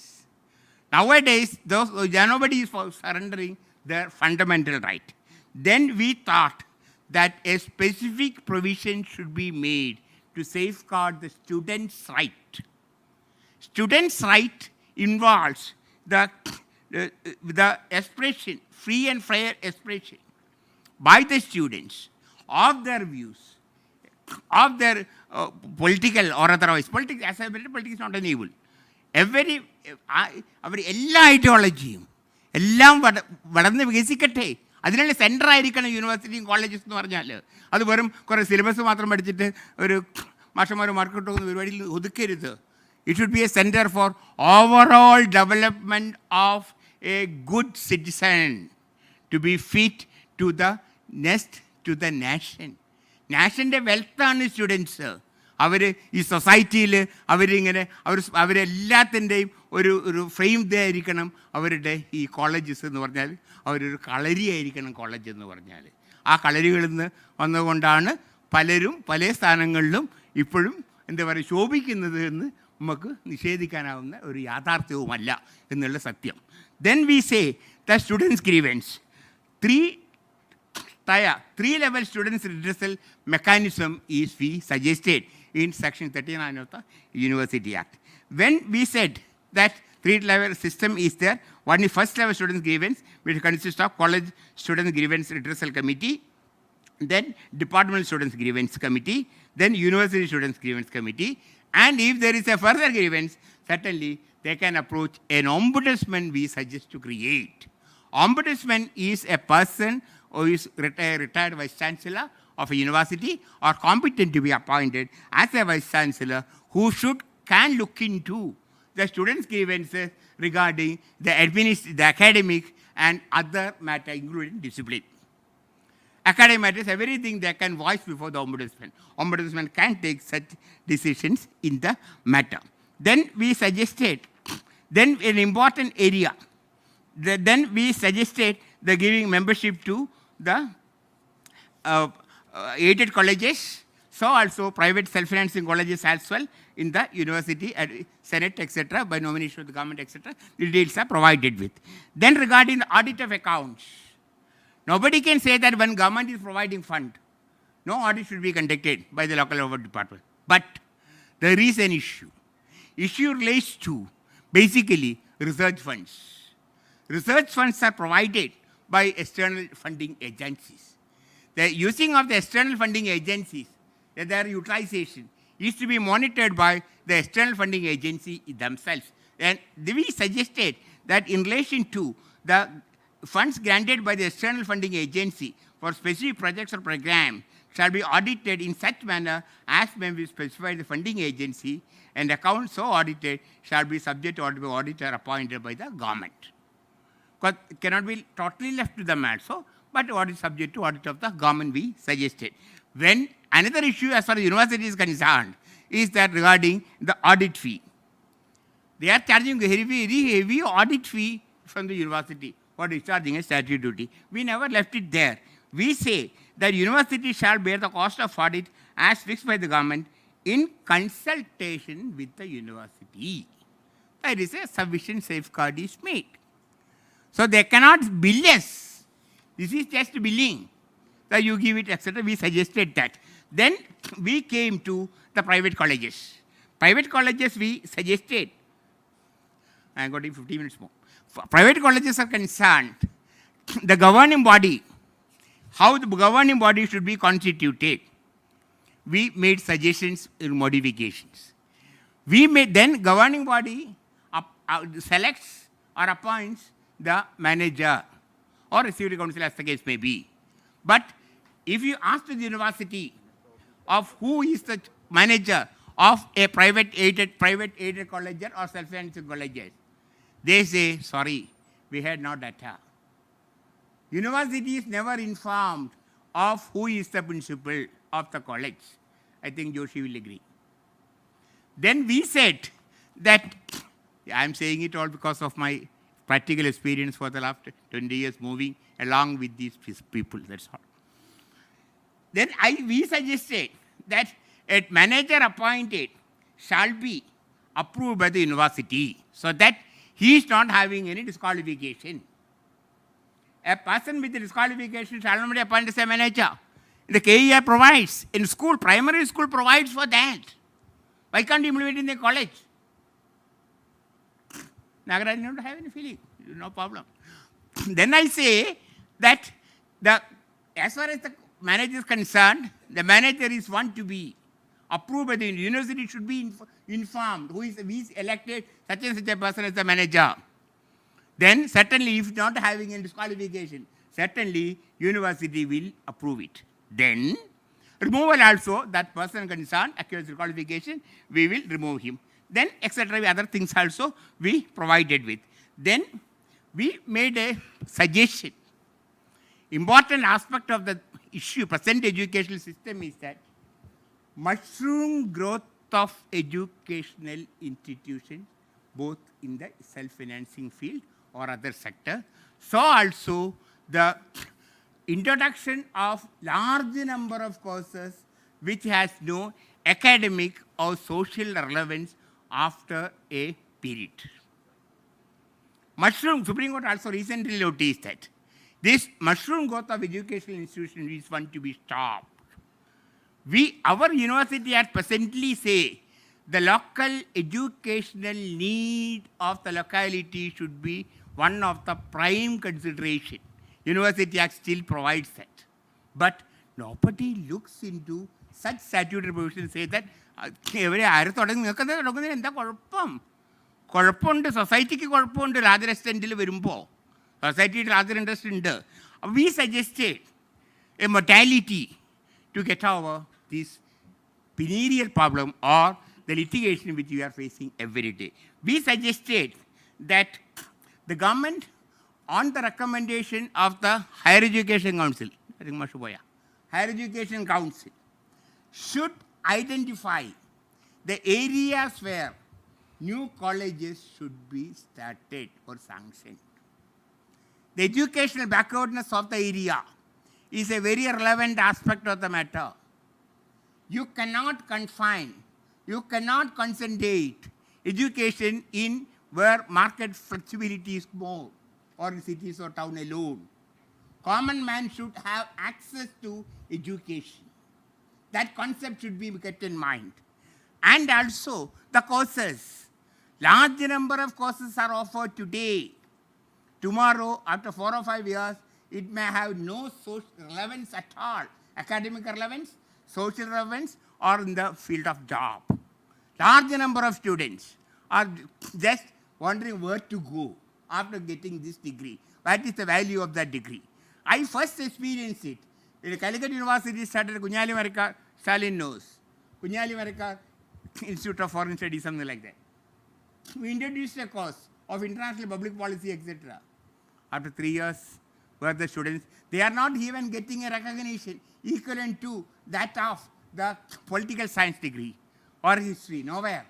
Not fit for any job, except that a pre-degree qualification, they went to KSRTC bus drivers, etc. They are selected with high, but a committee examination, etc., high quality selection. Then large number of other courses, biochemistry, biotechnology, etc., large number of courses. So we say that the courses to be started, the college should be started, it should be on the recommendations of the Higher Education Council. Then the government should be make a recommendation. Then we'll prepare, the government should publish a list of the proposed colleges we are proposing to start next year, and the courses which are going to introduce next year, and that list should be published. Objection can be called for. Objection can be considered before the commencement of the academic year, then list can be finalized. Then the university is not divested with their powers. The university concerned is to invite applications.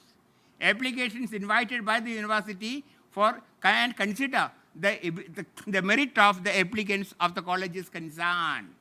Select the best among them. Avoid this mushroom growth. The B.Ed colleges, earlier days, take it. Engineering colleges. How many engineering colleges stopped now? B.Ed colleges. How many B.Ed colleges have been stopped? Well, then they will say they will convert into go down. I put a question, what they are going to do. They say, we will convert into go down. Okay, well and good. You can do that. A commercial complex or a auditorium.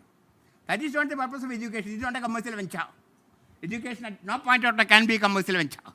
So we suggested for the procedure for determining the area where new colleges had to be opened or courses in this had to be started. We made specific recommendations in that regard. That is only to protect the interest of the coming generations and the mushroom growth of colleges. And many of the colleges we know, 4 or 5 students, they are conducting the courses. Whether they can, self-financing sector, whether it is affordable for them financially, whether there is qualified teachers, whether there is infrastructure facility available, nothing. Then university cannot disaffiliate them because they certainly we say that fate of the students. Then we may say that students should be sent to other colleges. What is happening now? One of the medical colleges in Kannur, we have practically experienced that. A medical college is established.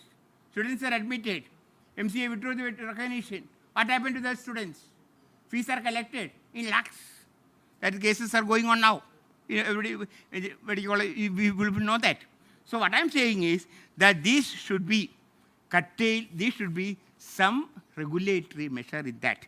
Then we say regarding the service conditions of private college teachers.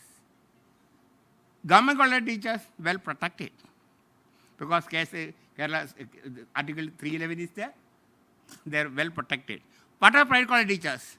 Indiscriminate disciplinary action against private college teachers. No control over it by the universities concerned. Only way is to come to the High Court or tribunal, an ineffective tribunal nowadays. Then we suggested that a teacher can be suspended at the first instance by the manager or manager by the education agency with the suspending authority for 15 days. Beyond 15 days, you should get sanction from the university. And if university refuses it, then teacher should be reinstated or deemed to be reinstated. True. Then disciplinary action is to be taken. What is to be done? Disciplinary action, inquiry should be conducted by a lawyer appointed by them or by themselves. That is one to be stopped. This should be conducted, inquiry should be conducted by the officer appointed by the university or the educational authorities. They should conduct an independent inquiry, and the inquiry report should be submitted to the colleges concerned for taking action. And the punishment can be imposed only on getting sanction from the university because it is the university which approves the appointment of the teacher. If a university approves the appointment of the teacher, certainly if it is removed, certainly university has got a say and university is not a silent spectator of the service conditions of about more than 40,000 private college teachers in the state, and we suggested sufficient safeguard in the college in that matter as well. Then we suggested that certain other important aspects of the matter that regarding one of the perennial issue now we faced is regarding the equivalency issue. We thought that sufficient provision should be made in the University Act itself, how it should be said. Kerala University, we said, the Vice Chancellor, if the dispute arises, the Vice Chancellor shall refer the all issue matters related to grant of equivalency or degree, diploma, certificate, so-and-so, abroad, so Council of Faculty or Deans. And Council of Faculty or Deans shall dispose of the issue within a period of 45 days and make recommendation to Vice Chancellor. the Vice Chancellor shall implement the decision with or without modification. If the Faculty Council fails to take a decision with the so-and-so, Vice Chancellor refer the matter to the state level academic committee for a decision, that is Higher Education Council, and shall be binding on the university. Then we suggest, and if the authority satisfies, so. So we suggested that it should be, then in fact, to me personally, not of the commission, equivalency is a misnomer. No degree is equivalent to other. Each degrees are independent. Why are you searching for this equivalency? Only thing a job purpose. Job purpose you say, presently you say that this should be equivalent to degree awarded with university or is equivalent. Modification necessary is in the special rules and not otherwise. Anyway, I am not on that presently. So we suggested the proposal we made suggestions on that. Then we independently made a statutory provision relating to the unaided colleges, self-financing colleges, etc. Detailed procedure has been laid. So also we had formulated the statutes of the universities, the statutes of and the conditions of university teachers as well. One of the important aspects is that what the university nowadays faces is the crisis in the middle management. Be frank. Then we suggested for getting promotion, you should at least pass in examinations conducted by the university. That is to say that first layer promotion, you should say this first layer examination you should pass of the University Act, Statute, NCT Act, Regulatory, etc. And 50% marks should be obtained. And for higher level promotion, we should pass a second layer test. Then only you will get a promotion. That we made sufficient protection. When we also suggested saying that in the middle management level, just like Kerala Administrative Services, a direct recruitment should be made so that to rewarm up the university administration. Otherwise, every day what happened is that only with a degree you are getting. Thereafter, you will not touch University Act or regulatory bodies, nothing of that sort. And they are not even have any training in a thing. Even then, Kerala University is concerned. They need not even pass the departmental test. Kerala University, I don't think you won't disagree. So what I am saying is, time is running, I know. So what I say, so I say that every aspects of the university law has been touched by this commission. Please go through the recommendations of the commission, suggestion, modification with reference to the existing law as well. Don't go independently of this act alone. True, I know this contains 1,000 pages. Every other university act also contains such number of pages. So we compare it, conduct it, study it, and doctor, then say, tell me or tell us where is the vacuum. Certainly, no man is infallible. Infallibility is there. Tell us the vacuum. We will try to correct it. If opportunity is given, even otherwise we will do it. But don't say simply there is vacuum. And suggestions are made saying that you wait for others. No, we had our own way. We need not wait for others. When we had a way, we will travel our own way. We are so that company would independent assign independent. That's all. Thank you for all of you. And just to conclude something more, but something more is there in the report.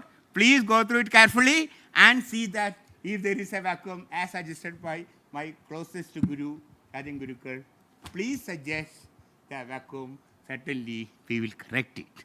We will certainly do that. Thank you very much. Thank you. Thank you, sir. Now I invite Dr. Rajan Varghese, Member Secretary, Kerala State Higher Education Council, for the vote of thanks.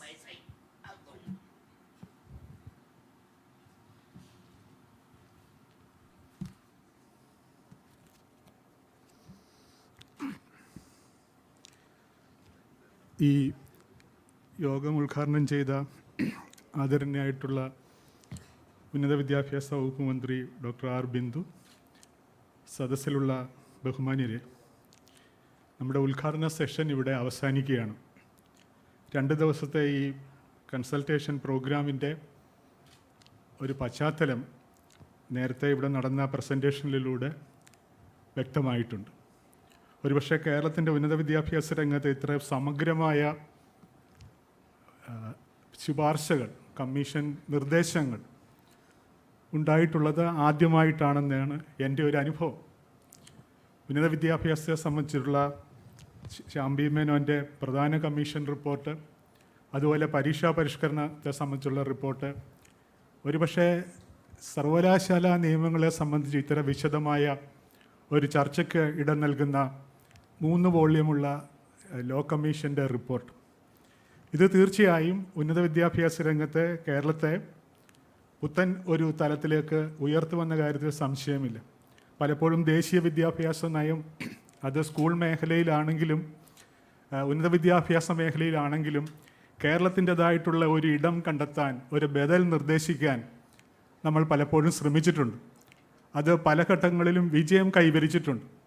ആന്തരികമായിട്ടുള്ള വിമർശനങ്ങൾ പലപ്പോഴും നമ്മുടെ ഈ ഉന്നത വിദ്യാഭ്യാസ മേഖലയെ ശക്തിപ്പെടുത്താൻ ഇടയാക്കിയിട്ടുണ്ട്.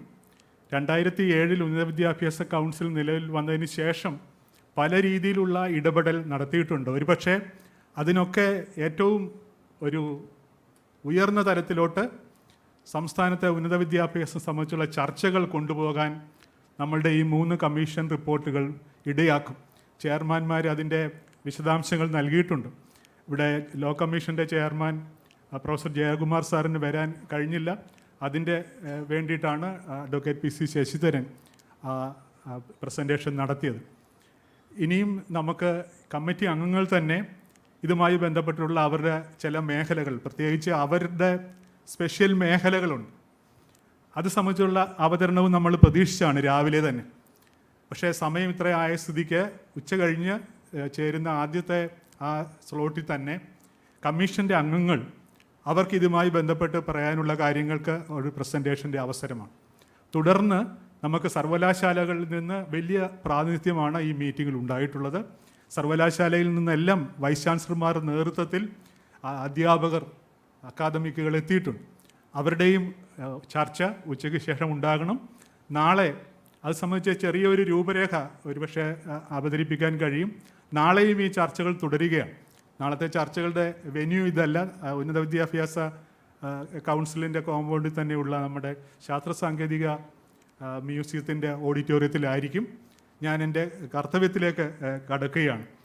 ഒരുപക്ഷെ ഉന്നത വിദ്യാഭ്യാസ രംഗത്തെ കാര്യങ്ങൾ ഇത്ര കൃത്യതയോടുകൂടി അക്കാദമിക്കുകളുടെയും പൊതുസമൂഹത്തിൻ്റെയും മുൻപിൽ അവതരിപ്പിച്ചുകൊണ്ട് കാര്യങ്ങൾ പ്രസൻറ്റ് ചെയ്യുന്ന നമ്മുടെ ഉന്നത വിദ്യാഭ്യാസ വകുപ്പ് മന്ത്രി തന്നെ നമ്മളുടെ പല കാര്യങ്ങൾക്കുമുള്ള പരിഹാരങ്ങളും പല നിർദ്ദേശങ്ങളും മന്ത്രിയുടെ പ്രസംഗത്തിലൂടെയും ഇൻ്ററാക്ഷനിലൂടെയും നമുക്ക് ലഭിക്കുകയാണ്.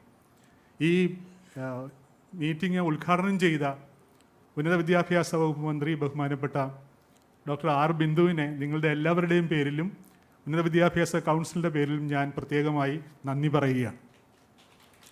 മറ്റൊന്ന്, ഇവിടെ ഈ ചർച്ചകൾക്ക് നേതൃത്വം നൽകിയ കമ്മീഷൻ പ്രതിനിധികളുണ്ട്. Professor Shyam B Menon, advocate PC Sasidharan, അതുപോലെ പ്രൊഫസർ CT അരവിന്ദകുമാർ, ഇവർക്ക് 3 പേർക്കുള്ള നന്ദി ഞാൻ അറിയിക്കുകയാണ്. അതുപോലെ തന്നെ ഈ മീറ്റിങ്ങിൽ പങ്കെടുത്ത ഉന്നത വിദ്യാഭ്യാസ principal secretary Shrimati Ishita Rai IAS ഉള്ള നന്ദി ഞാൻ രേഖപ്പെടുത്തുകയാണ്. അതുപോലെ ഈ അവധി ദിവസം എല്ലാവർക്കും ഒരു ആശങ്ക ഉണ്ടായിരുന്നു, എല്ലാവരും റിപ്പോർട്ട് ചെയ്യുമോ എന്ന്. പക്ഷേ സർവകലാശാലകളിൽ നിന്ന് വലിയ പ്രതികരണമാണ് നമുക്ക് ലഭിച്ചിട്ടുള്ളത്. വൈസ് ചാൻസലർമാരുടെ എല്ലാം പേരെടുത്ത് ഞാൻ പറയുന്നില്ല.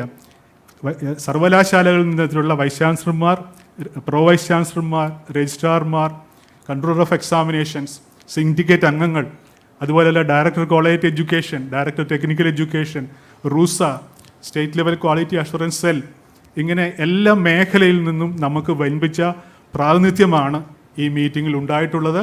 എല്ലാവർക്കും ഒരിക്കൽ കൂടി നന്ദി പറഞ്ഞുകൊണ്ട് എൻ്റെ വാക്കുകൾ ഉപസംഹരിക്കുകയാണ്. നന്ദി, നമസ്കാരം. Thank you sir. കമ്മീഷൻ റിപ്പോർട്ടുകൾ ഏറ്റുവാങ്ങുന്ന ചടങ്ങ് ഇവിടെ പൂർണ്ണമാവുകയാണ്. Now let's have the lunch arranged here.